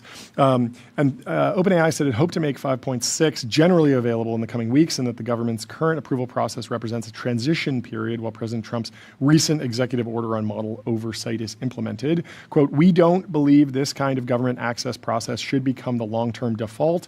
It keeps the best tools from users, developers, enterprises, cyber defenders, and global partners who need them," the company said in a blog post. "We are taking this short-term step because we believe it is the strongest path to broader availability." The latest Anthropic models have been shut down for 2 weeks.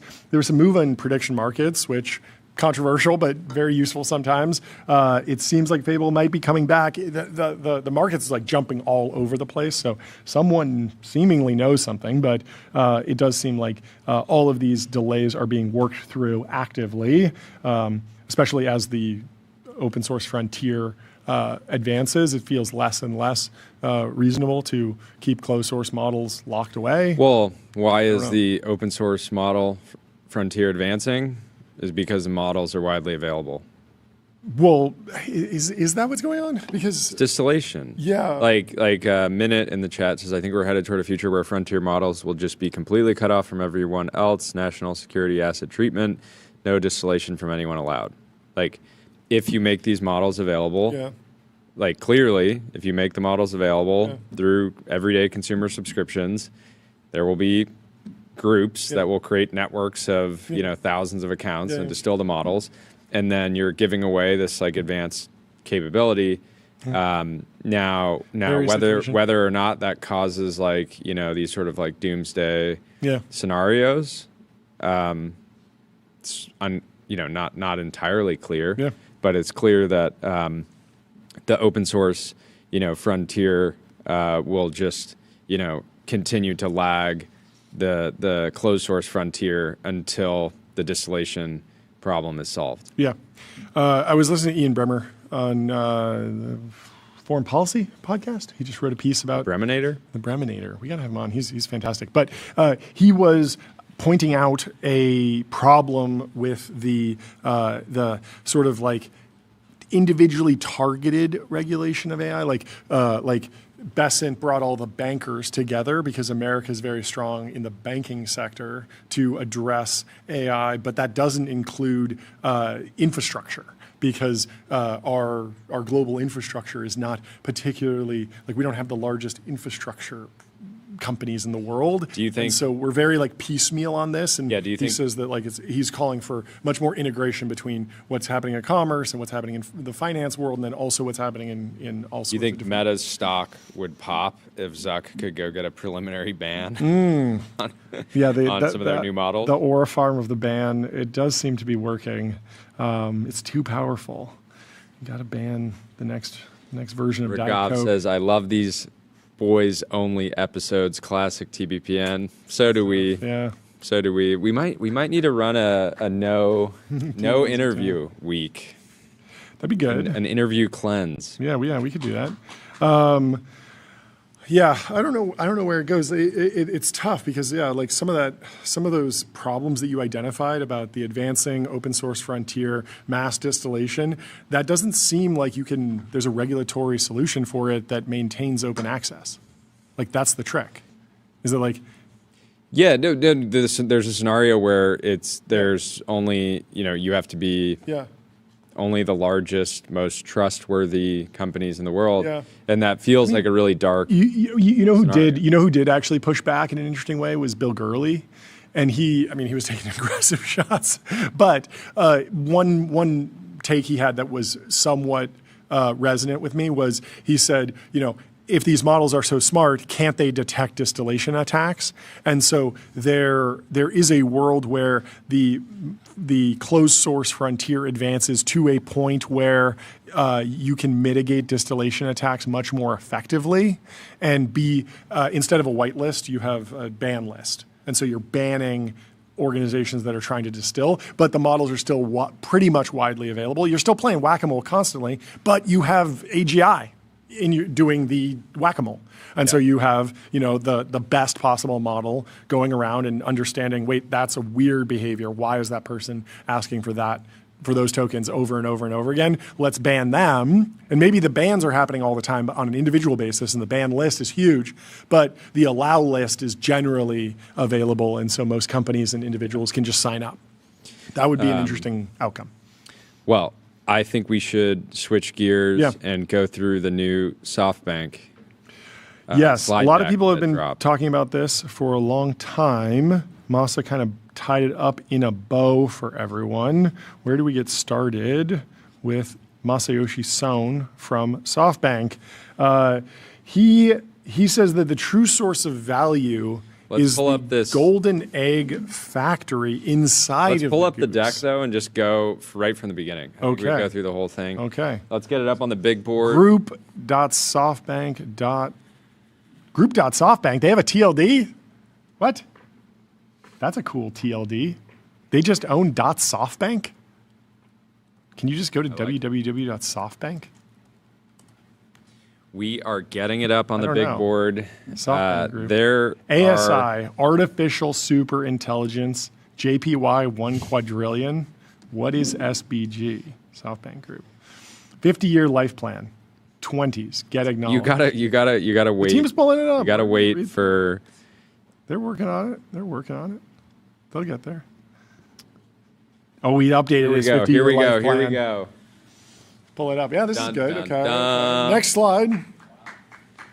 All right. So Ben, if you could read through this while we get set up. No, don't read this. Go to the next one. ASI, Artificial Super Intelligence. This is happening, baby.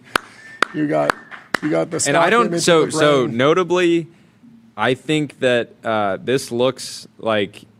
This doesn't necessarily look like it was generated. I think this is a vintage. This is a vintage asset. This is Shutterstock, right? Yeah, this is Shutterstock. I think he's trying to say like, hey, the image models are good, but they're not image super intelligent. Also, that's like 5,000 neurons. Like that would do absolutely nothing. That's like worse than like a fly brain if you actually count the connections.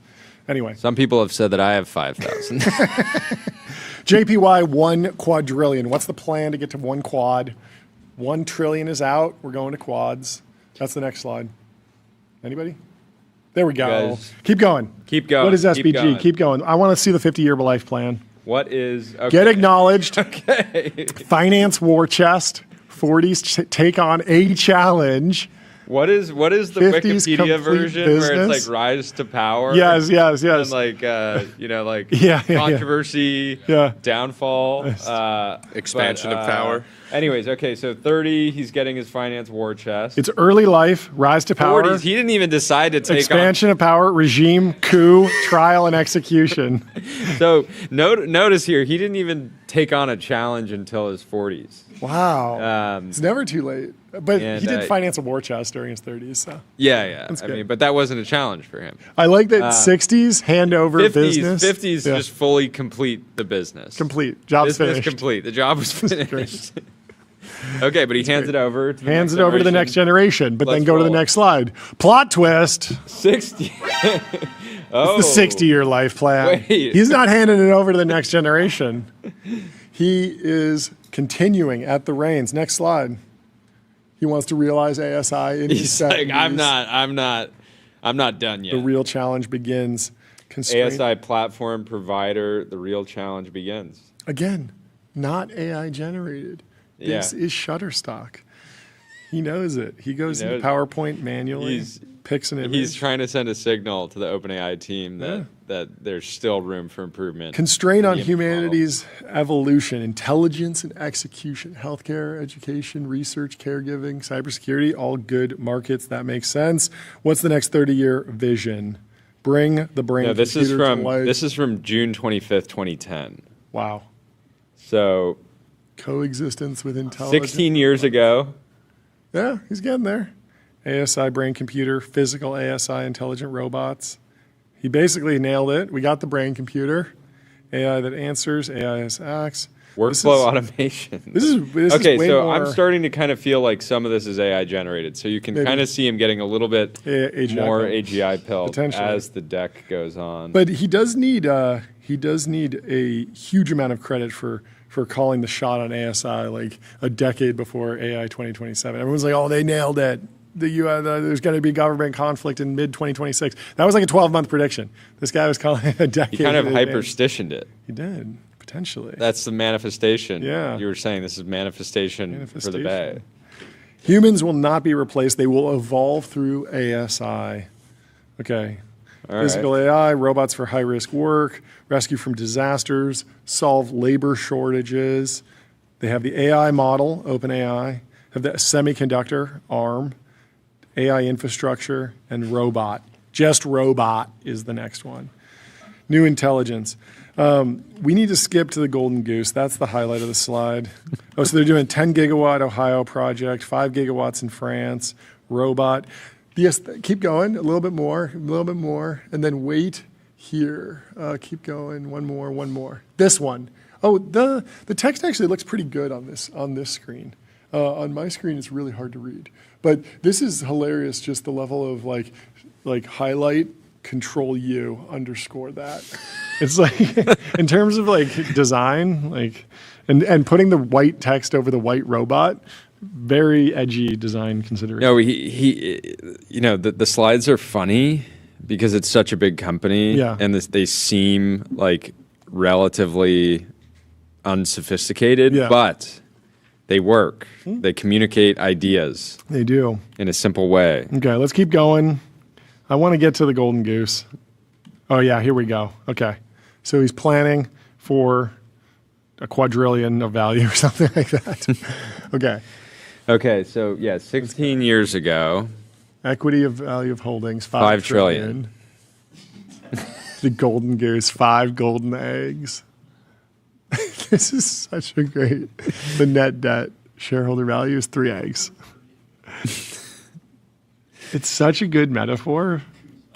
Goose was not valued. See, this is something that people have been saying.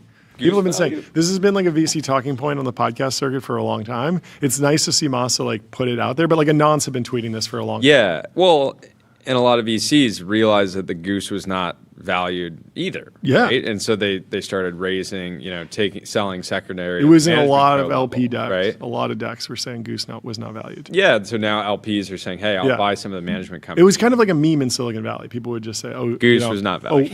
Oh, we're so early. Goose was not valued. Or you'd have an exit in your portfolio, and people were like, how was it? You'd be like, it was good, but goose was not valued. Goose was not valued.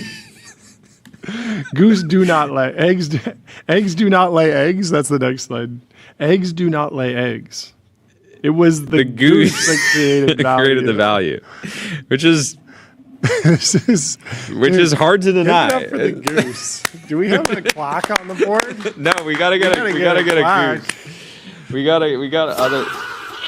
Brutal. We got the rest of the farm, but we got to get gooses up there. Shareholder value. 15x in 16 years, 25x in 16 years. They're at 74 trillion.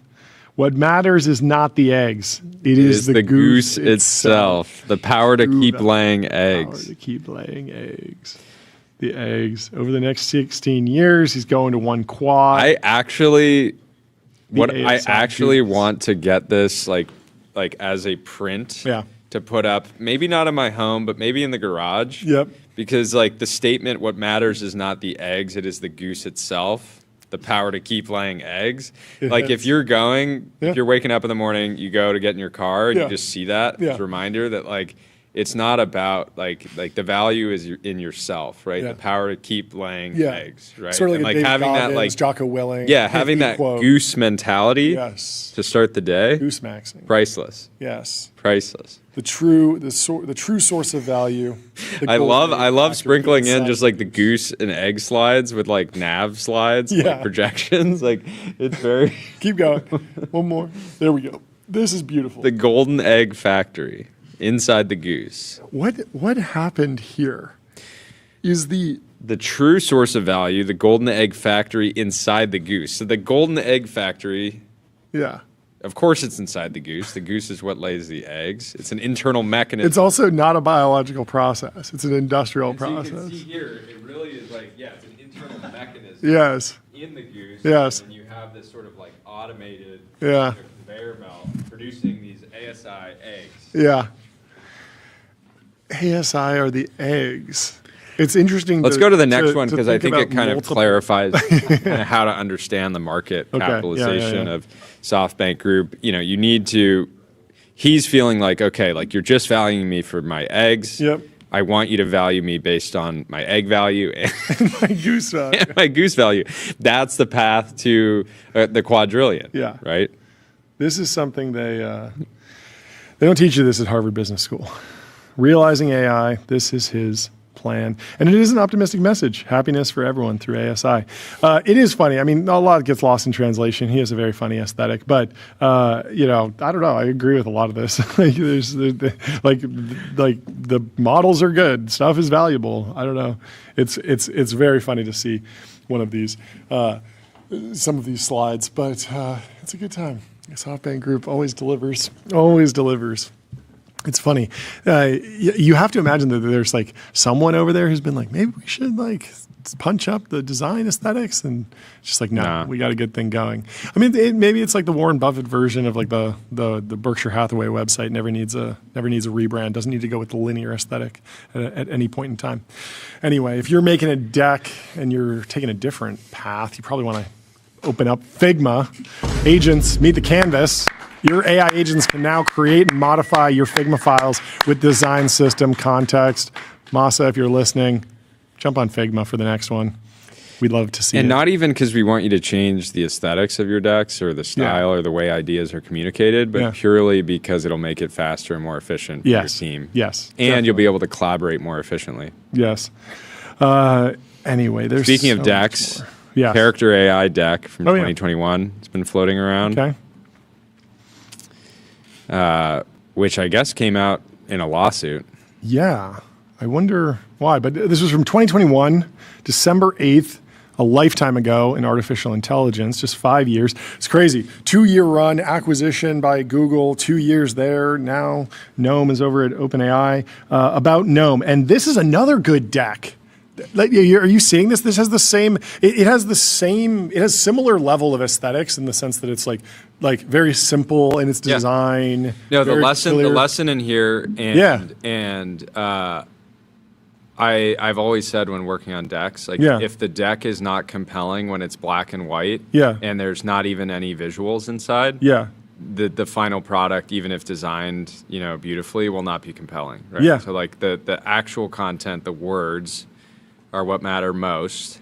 And here you have Gnome being. Says he was always into AI. Early days of Google, he created the spell checker. Did you mean first targeting system for AdSense, a topic clustering model, and then other large-scale ML systems. Gnome and LLMs. In 2016, he predicted that large neural language models are the future. Wow, goated. Goal, invent critical innovations and make them available to the world. Guts of the transformer architecture, distributed computing strategy, high performance sparsity, optimization, fast decoding long sequences. He also says the goose was not valued. That's interesting.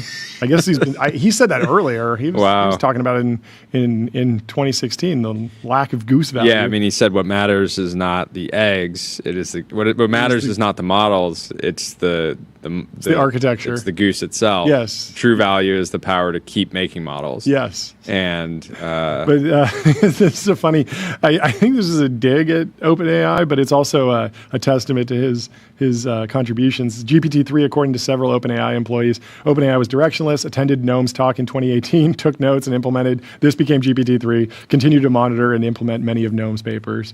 And he also referenced Kevin Lacker, says GPT-3 can't quite pass a coding phone screen, but it's getting closer in 2021. GitHub Copilot based on GPT-3. About Daniel, he talks about other products, and it's just a fun read to see, starting a company, want to capitalize on future innovations. Left Google a month ago. Lots more inbound interest from top people. Lots of interest from angels and VCs. Taking first seed note. Yeah. Vision capabilities. His use cases are interesting too. It says version 0, million use cases, fun and interesting conversations, companionship, recommendations, foreign language practice social situations, assistive writing. The whole idea with character AI was that you'd be able to pick an individual person to talk to. I remember I demoed it and I was like, I want to talk to Joseph Stalin and try and convince him that capitalism is the best system or something. I wanted to have a debate with Weren't you successful? No, it was very funny because the base model was so RL'd against communism and all the famine and Russian expansionism that had happened in World War II that it was sort of, I was very quickly able to convince Stalin that he was bad. Yeah, I know, you were successful. Yeah, I was basically successful. Take full credit. And I was like, that doesn't feel like actually you what it would be like. Him. Yes. And you came out on top. Yes, but it was an unsatisfactory experience because it felt like I was talking to an American sort of LARPing as Stalin instead of the real Stalin. But it was interesting. Talks about life coaching, customer support, personal assistance, home automation, all things that are coming to real life either through base models or application layer products on top. The mode is just quality, quality, quality. The best research engineers, the most intelligent products, the highest usage, and large compute cloud. He says it cost $1 million to train GPT-3. Smarter model is more expensive. Company plan, buy some GPUs, evaluating buy versus cloud, train a GPT-3 size model in 3 weeks. Total spend, $20 million to $30 million in the first year. Anyway, lots of fun there. Where else should we go? There's other OpenAI news. I mean, the chip Jalapeno launched, designed with Broadcom. Spicy. Jalapeno is purpose-built for LLM workloads powering ChatGPT, Codex, API, future agentic products. Very exciting. Crazy timeline here. What? Just how quickly they were able. Oh yeah. A lot of people are saying this is the first chip designed with AI agents in the loop, so you can write the instruction set much quicker. Sort of unclear exactly. You got to give a lot of credit to the humans on both sides involved, but it is just cool because for a long time it was it'll take 5 years to launch a chip, and now companies are clearly doing it faster, and so the go-to-market cycle is tightening for a variety of reasons. Also, apparently, OpenAI made deals to purchase 40% of the global raw undiced DRAM wafer output until 2029. Millions of raw DRAM wafers that cannot be used until they're processed. Paul Buchheit says, smart move, going deeper and deeper into the supply chain. Always interesting moves from the deals guy at the top. Speaking of timelines, yes, people are comparing GTA 6 with the Burj Khalifa. Mm-hmm. Burj Khalifa was built for $1.5 billion and took 6 years. Wow. Apparently, GTA 6 is $2 billion and it's taking 12 years. but at the same time, people really have said it is the Burj Khalifa of video games. It's kind of two Burj Khalifas.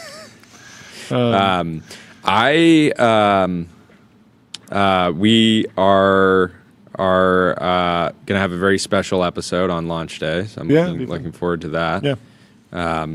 Let me tell you about Console. Console builds AI agents that automate 70% of IT, HR, and finance support, giving employees instant resolution for access requests and password resets. We got about this LED lamp. Okay, so Philips introduced Skylight, a ceiling-mounted LED panel that makes windowless rooms feel like they have a sky-facing window. It signifies Nature Connect tech to create the depth, brightness, and color shifts of natural daylight. Philips also follows the sun throughout the day, moving from cool, warmer light to warmer evening tones. So yeah, do you think they can like basically understand your location and where you are and your orientation with the sun to actually make, actually like track like where would the sunlight exactly be? Yeah. So this got so much hate because the obvious solution if you don't have sunlight is to go get some, walk outside, touch grass. Or just carry a flashlight around. Yeah. Carry a flashlight around and just point it at your face. Is one. No, solution. if you're in a dark room and you want to see something over there, point the flashlight at it. It's easy. But I have my first apartment when I moved after college was at a very funny room. The only window in the room opened up to a public courtyard in the apartment building, which made it just completely not a viable window at all. Like, why do you want it? It felt like actually being in a fish tank. It was terrible. Probably would have like enjoyed having one of these. We also are in a bit of a windowless room here ourselves. So I saw this and I was like, whoa, we should get a bunch of these. And so I was seeing all the hate for this and like sort of getting it, but I think even throughout my life, I've just realized that like humans are like advanced cats. Like we sort of just migrate to where there's like some amount of light. Totally. I think the question is if you're in a building that has these, does it actually does it trick your animal brain into feeling like, yes, I'm in a sunlit room, I'm getting the benefits of sunlight, or will people still try to congregate around the areas with natural light? Yeah, I mean, it seems like an upgrade, even if it's not 100% of the way there. It's maybe 80% of the way there, and it feels good. I don't know. How much are these? Do we know yet? I'm very interested to see how much they charge for this. There's some cool stuff here. Let's see what people are saying. I'm prepared to buy 20 of these. I've been looking for something like this since I moved into a cellar. Well, this person, he's obviously joking. I know, it's amazing. 580 USD. This is, David from Waveform. He's just awesome. under $600. $600. Yeah, I don't know. I think that there's a very simple swap out of those can lights, those can LED, the can LEDs that go into like ceilings. Normally it's like pretty standard in a modern house. You go and you click a button on the wall and there's just like a bunch of can LEDs. And the alternative to that was like those fluorescent tubes that you see in like old office buildings that was like really bad. But I could imagine just having these even in rooms with windows. It's probably just a nicer light source than a can light or a fluorescent panel, but probably not a full substitute from a nice window with a view that's actually reality. Yeah. But why not put these all over the place if they look good and they're effective? I bet you must be able to use them as like normal lights at night too, right? Or is it just for taking a somewhat dark space during the day and brightening it up? Yeah, you can use them to trick yourself into thinking it's Turn it daytime, into like a casino, even when you're basically. in a 48-hour video game bender. Yeah, if you want to make your house more like a Las Vegas casino where you can't tell what time it is, suck a little bit of the oxygen out, they should make an add-on for that.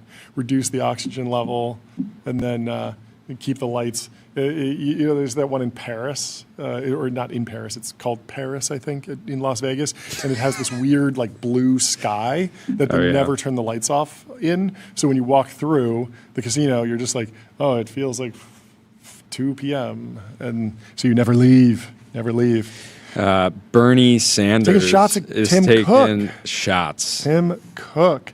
So Apple raised prices on basically everything. They held back on a few devices, but Bernie Sanders is mad about it. He says corporate greed is Tim Cook, the billionaire CEO of Apple. Not anymore. He's on the way out. soon to be ex-CEO of Apple, claiming that hiking prices on Apple products by over $200 is unavoidable after it made $112 billion in profit last year and spent $310 billion on stock buybacks. Right, Gabe says These this price product tags- is banned from the Ultradome. Can't be giving the boys a sense of time. So we get longer shows. Yeah. The price hikes aren't unavoidable, they're unacceptable. And so apparently Apple spent $90 billion on stock buybacks in fiscal 2025. But he's like correct. I think Apple's reduced. I think Apple has returned $1 trillion to shareholders. So my number would actually be north of $310 billion. But we live in a competitive market, and this is an opportunity for other companies, because if Apple's raising prices, that's a better value prop for a Chromebook or someone else who figures out how to optimize memory and not have a price hike. Or I just think like saying that like corporate greed is Tim Cook when the guy's barely clipping 35 a year after taxes it's true.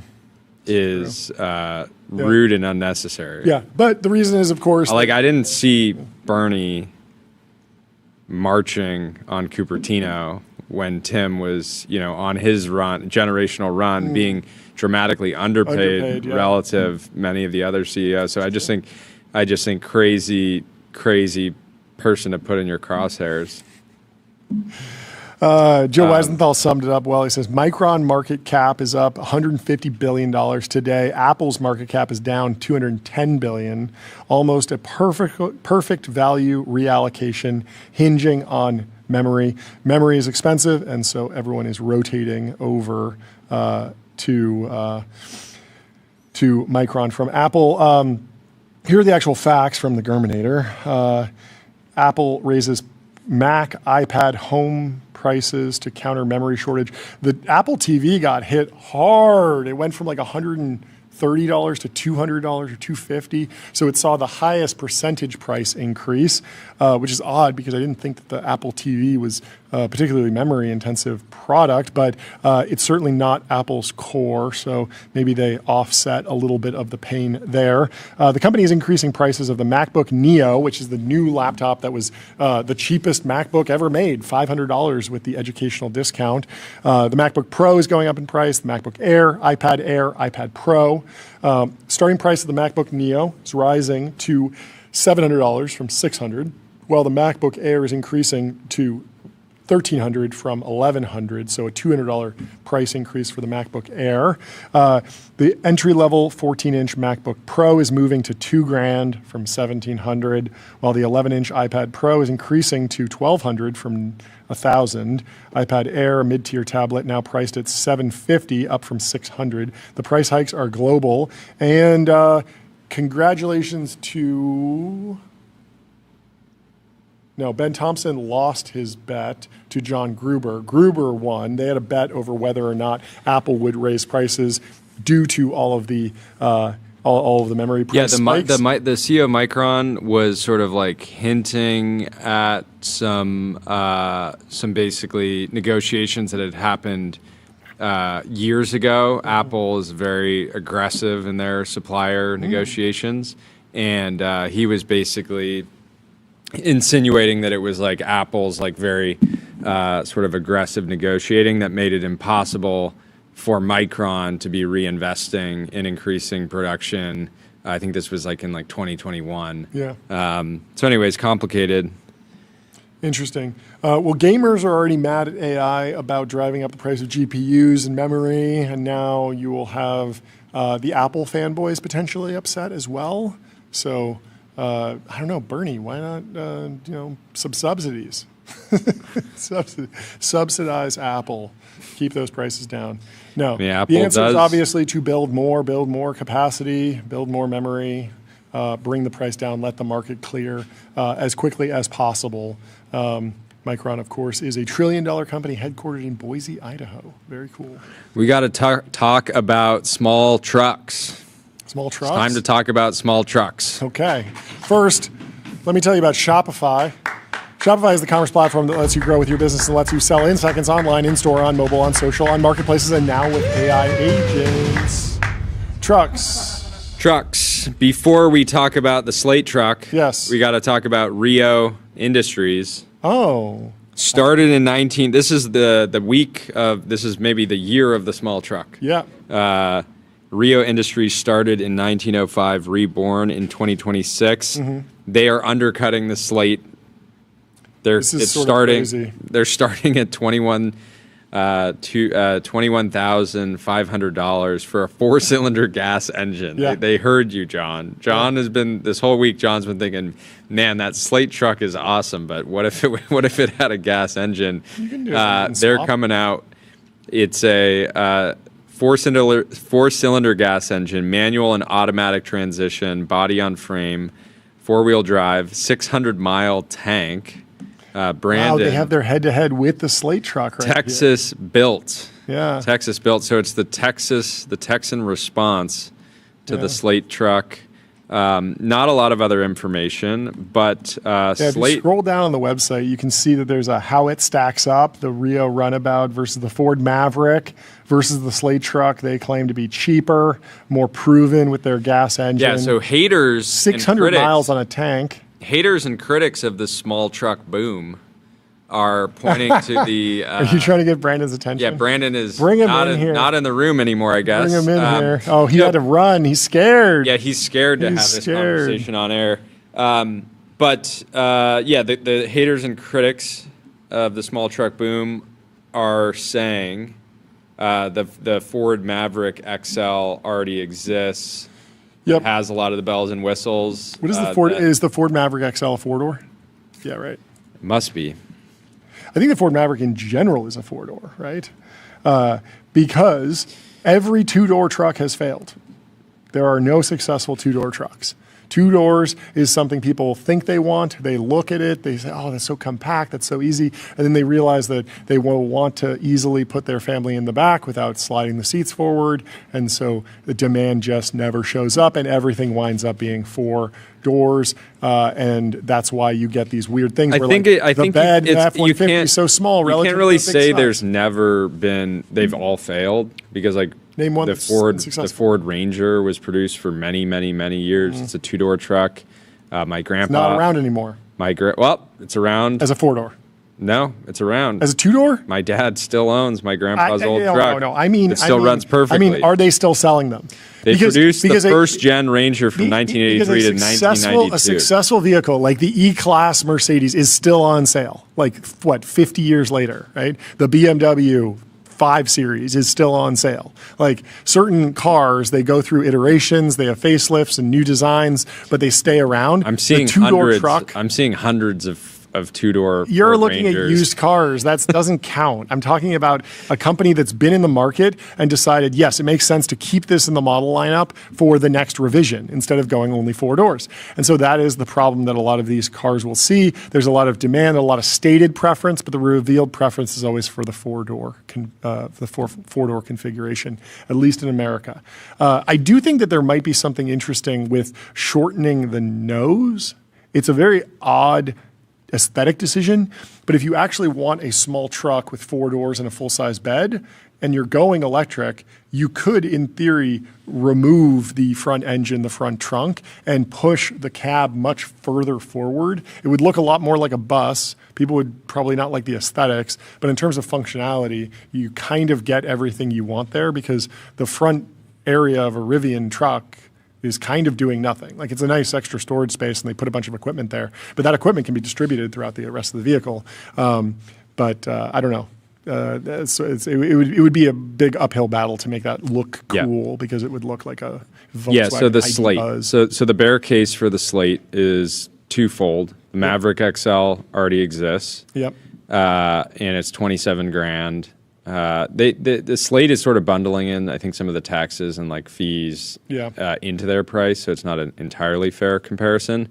But they're doing a lot of stuff really well. I think the way that they take basically one SKU and make it so customizable that it can feel like an SUV, it can feel like a Jeep, it can feel, it can feel like a basic truck. all I can say in terms of like how successful this will be is like I think I'll get one just because it seems like a fun car to drive around on the weekend. And there's just like a bunch of fun. Are you going to go track only? I wish they had a track only. It's just an extra $400,000. And yeah, so who knows how? You start with a 25K base and then add a $400,000 track only package. Who knows how this will go? But I think that the like infinite customization so that people can make it feel fun. I think it's a very cool company. It's very cool. Yeah, make it feel like really wraps, like their own. And the wraps are like $1,000 or something. Like they will be like sort of nickel and diming you, but it's truly just a nickel and just a dime to add a different feature. And so you can probably go crazy in the configurator and wind up with a whole bunch of add-ons. But the fact that you can pick exactly what you want, much more fun buying experience. You can create something really interesting. You can also add on incrementally. I believe you can buy the truck and then upgrade to the SUV seating arrangement later. And you don't necessarily need to do that on day one. So you can sort of walk, crawl, run. What is the range on this truck? 200-ish. Wow. Brandon Gorell in shambles. He was spreading fake news. Brandon came in this morning. He was 45 miles of range. And I was like, it can't possibly be 45 miles. He said it's only 200 if you're pushing it for after 90 miles. Yeah. No, he said 90. And I said, no, it's at 200. I don't know if it was ever 90, but 200 is plenty for a daily commute in a normal city. Also just for going around quick errands. It's not going to cost you anything. You're going to charge it. Seems fine. I don't think that demand for the 300 plus range, a lot of people who are in that category, this won't be their only vehicle. They'll have a gas engine that basically has unlimited range, right? Yeah. But this can be. And you're basically going to hold off on any real judgment until we get its time on the green hell. Yes, that's very key. So we'll see there. My only thing with the Slate is like I actually think the actual customization software on the website is like very janky, and I find it very hard to seamlessly actually design different styles. Interesting. Ford is doing. So it feels like they did like the hard. Truck. They're what? Ford is doing a $30,000 electric pickup truck next year. It'll have 4 doors. Probably longer range, faster charging, and it'll definitely have more like power windows default, speaker standard, like a bunch of just the basics that you get from like the Ford platform. So there's a question about that. The hybrid Maverick also starts at $30K. So interesting challenge. I think it's cool. I think the best thing about it is that it's just a fresh design. It looks very cool. I think it's a unique choice, and people can have a lot of fun with it and just sort of like experiment with a new thing. But it does seem like a brutally competitive space, and it's a little bit, I don't know. There's something about this where when I see a new Chinese EV, I see them breaking constraints in like crazy ways where you're getting like supercar performance for $50,000 or some ultra luxury, like it looks like a Rolls-Royce Cullinan, but it's $70K. And there's some real crazy innovations going on inside. This is a different sort of simple, much more simpler utilitarian take. I think it looks cool though. And I like that there's so much optionality there. It feels like an interesting play. I really hope it's successful. Yeah, I'm interested. Right now, I can see it as kind of like a leisure, like weekender car, at least in my own life. I'm interested if they can crack the like first car market, right? They are competing with the Tesla Model 3, which is like, 12-ish K over what the Slate is set to start at. Tesla Model 3, you're getting, self-driving, more range, arguably more function for a lot of people's like daily use. A lot of people, like the idea of having a truck, but only use the truck bed, twice a year, something like that. So, like you said, competitive, but I'm excited for it. Going to Micro Center now feels like going to a jewelry store, says Take Him, because everything's so expensive.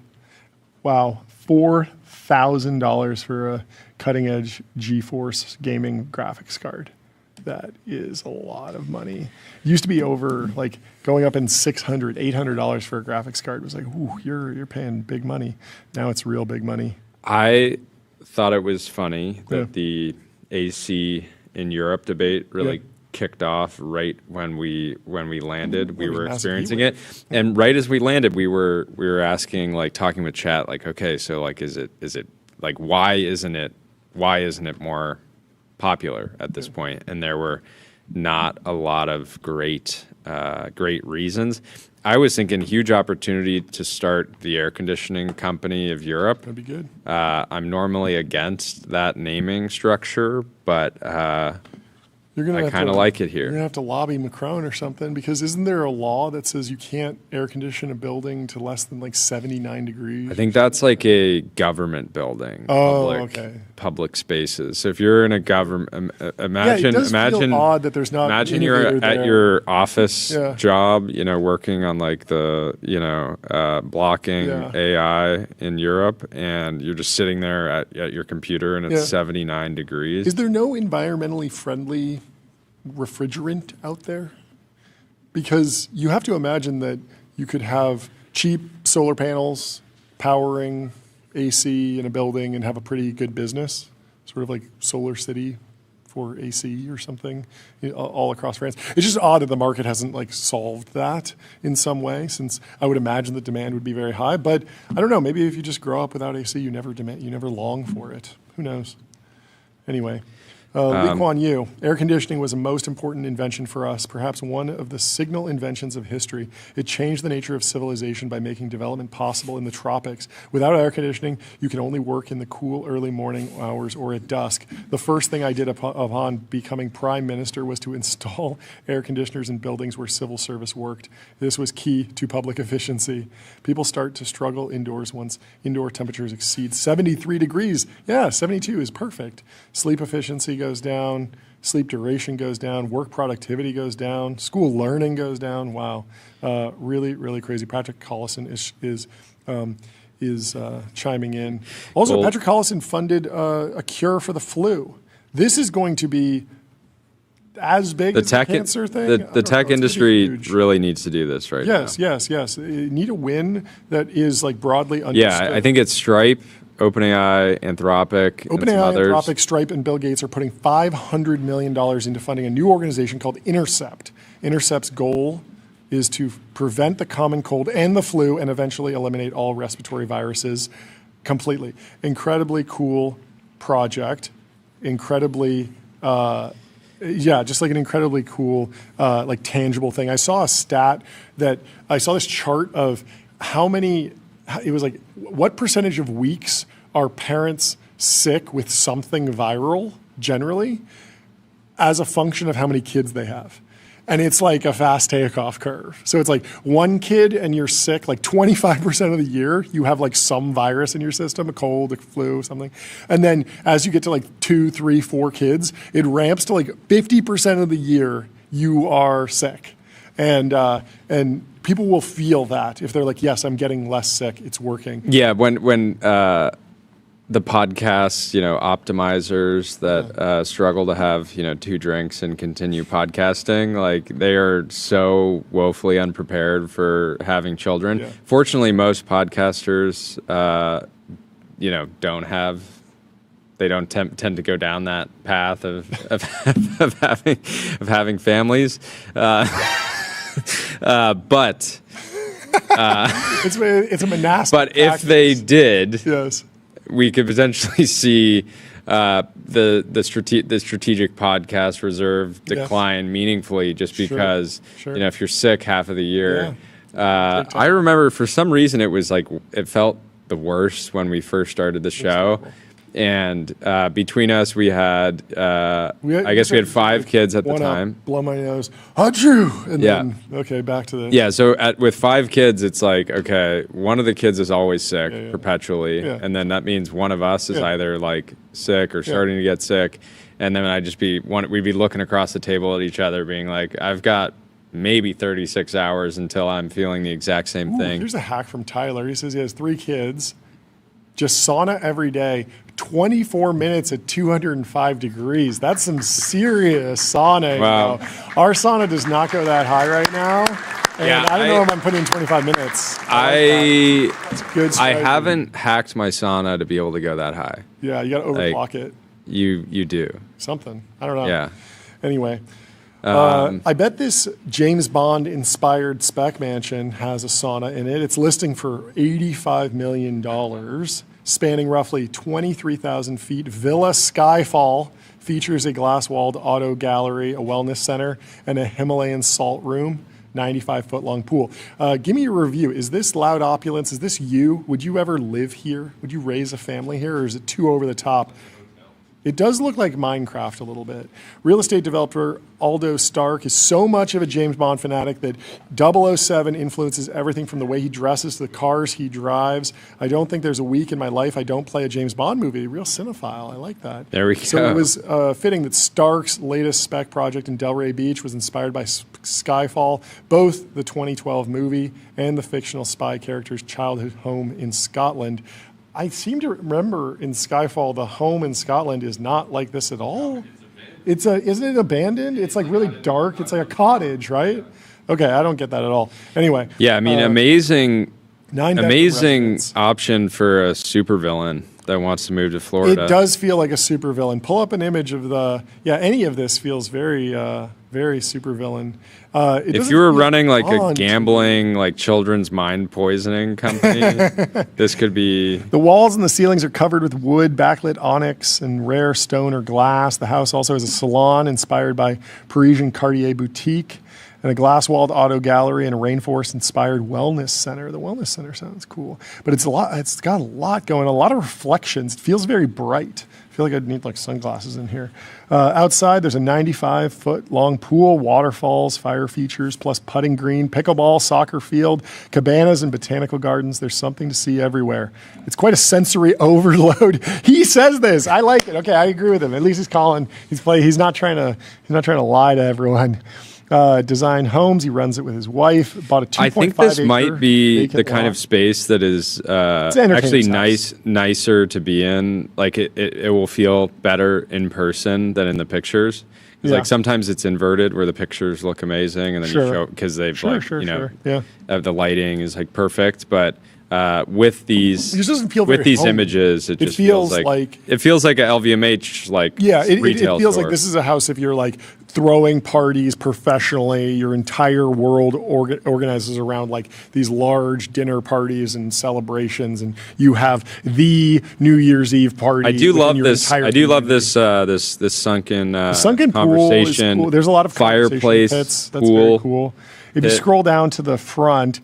This looks particularly Minecrafty with this waterfall coming out here. Yeah, look at that photo, Jordy.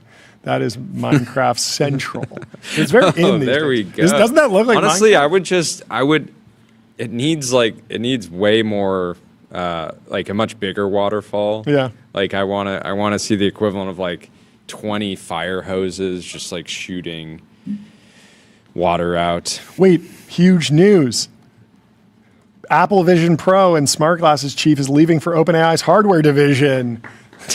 This is literally. This is my Christmas.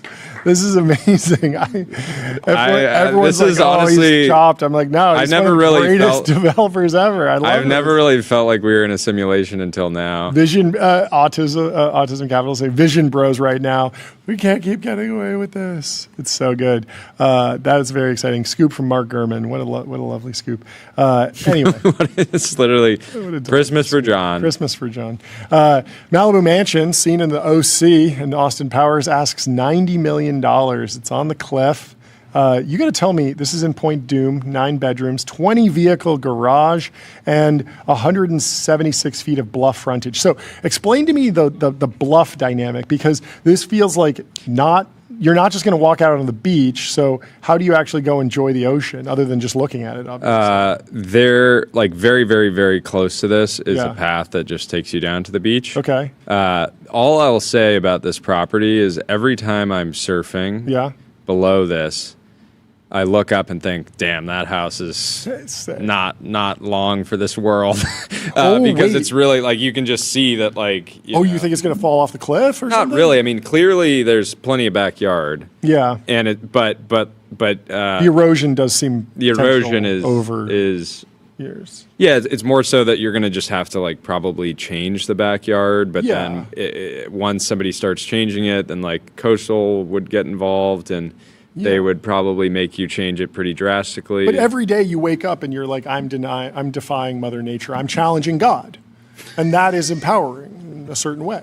For some people. Yeah, you that's wake fair. up thinking like, I am Icarus. And I will be flying close to the sun today. And that's got to be inspiring. That's a certain vibe. You wake up in the James Bond house, you think you're James Bond. You wake up in this house and you think, I'm tempting fate. And that's inspiring. Anyway. You saw the 85-year-old man was arrested after allegedly street racing at over 100 miles per hour in a sports car while smoking a cigarito. What is When this? confronted, he reportedly told police he was just having a little ride in my favorite car. Okay. What's the charge, officer? Having a little ride in my favorite car? That's very good. Oh man, I hope this story is true. Did you Seems see a little too this? good to be After true. winning millions on DraftKings, we mentioned it earlier, he built a mansion with a bowling alley. Texas home of Michael Cohen, who won the Millionaire Maker Fantasy Sports Tournament multiple times, has hidden rooms in a creepy library, according to him. He recalls What his- makes a library creepy? Let's find out.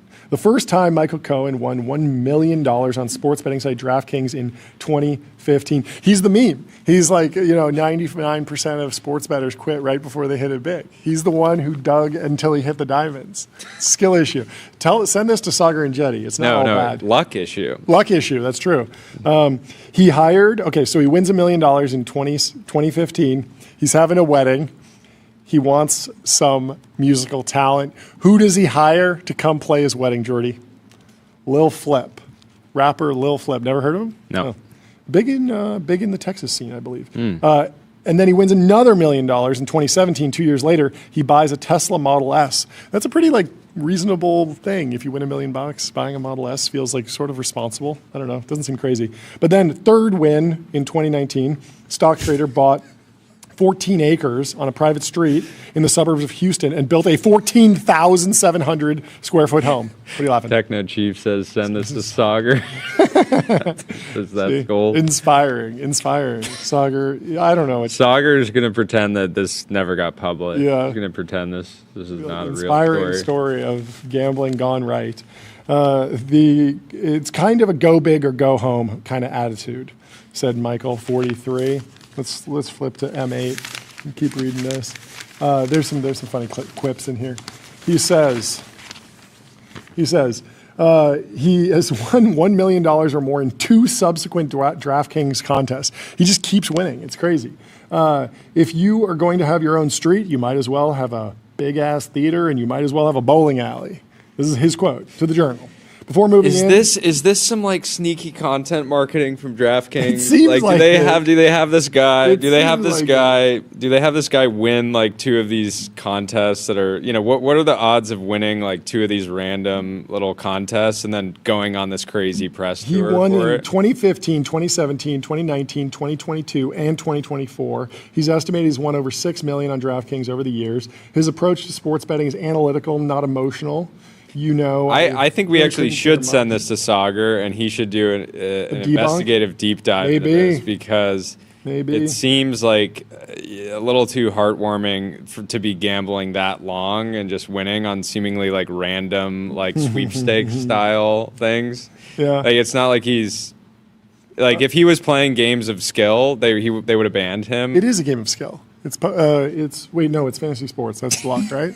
Or is Yeah. that skill? I don't Is know. that skill? Hey, Is it regulated as a skill game? I think it is. I think fantasy sports is regulated as skill. It's not pure luck. It's not like Do you slot. think that he's so good, but he loves attention, and so DraftKings was keep letting him win, so Maybe. that he goes on this press tour. Maybe. Heartwarming story. Local man It's potentially achieves true. financial freedom Yeah. through fantasy sports. Off the kitchen and living room is an entertainment wing, which their designer dubbed the Dave and Buster's wing. It has a massive kitchen, a theater with a room for a 180-inch projector screen and a 2-lane bowling alley. There's a room with outlets for arcade or vending machines. The house has an elevator shaft should someone want to add one. Interesting. You put in the shaft before you put in the elevator. Why not just do the elevator? Apparently home elevators are incredibly dangerous. It's a huge source of risk to your health. Be careful. If you Not have for a this meltdown. guy. He does not No, have he gets luck lucky. He issues. has good luck, I guess. I'll just sometimes make a joke and then somehow it becomes reality. In the Dave & Buster's wing, there's a bar with a pass-through window that opens to the outdoor pool area. If you're going to have a party, you're going to have a party, right? He said. Might as well do it right. The house has several hidden rooms, including a safe room. In the dining room, a hidden door and hallway lead to a room Cohen calls a creepy library. There's actually nothing creepy about it, said the listing agent. The listing agent is like, hey, can you cool it with the weird lingo? He has a very expensive treehouse. You could be drinking cognac out of Waterford Crystal, smoking cigars on a Chesterfield couch. Anyway, I don't know. He said whoever buys the property will be someone local, potentially an athlete or celebrity. If someone wanted an even larger home, they could easily add another 3,000 square feet. Is he selling the home to put it all on black? Maybe. Mr. Beast What happened with Mr. Beast? is hiring a senior ML AI engineer No way. in San Francisco. Peter Wildford says, I locked 100 AI researchers in a data center until they solved alignment. Absolute banger. That'd be a good. That would potentially be his biggest video. People ever. talk about the need for new media and tech. That's maybe that's the final boss when Mr. Beast gets into it. What else is going on? A much more sad story. Malik. Malik from GigaOM. This was like right around TechCrunch, The Verge. When I got to Silicon Valley, GigaOM was like a source of incredible takes and analysis around technology and startups. Beloved in the venture community, and he passed away very sadly. Hodinky wrote in loving memory of that's cool. Malik, friend, writer, venture capitalist, and ever the believer. Benjamin Clymer wrote a really nice piece. I never had the pleasure of meeting Ohm, but he clearly touched a lot of lives. Okay. Let's move over Rest to in peace. Figma News. They're hosting Config 2026. We couldn't be there because we were traveling, but there's this crazy launch, Figma Motion Design. It took this individual 4.5 seconds to make this, and really, really cool for if you've done motion design, you know how long it takes to hang out in After Effects. Even just having a starting point, something to tweak, something to build off of. Who knows if you're going to be able to completely one-shot it or you want to do more and inject your own taste to stand out. But I thought this was a very, very cool launch and something I would love to put to work in adding overlays to our YouTube shorts. Something like that could be very, very cool. There's been a few of these products that are very, very interesting. Let's pull up this video of Elon telling Lex about being the world's first trillionaire. I know what you're going to post, and this is so silly. This is the impression. This is the impression.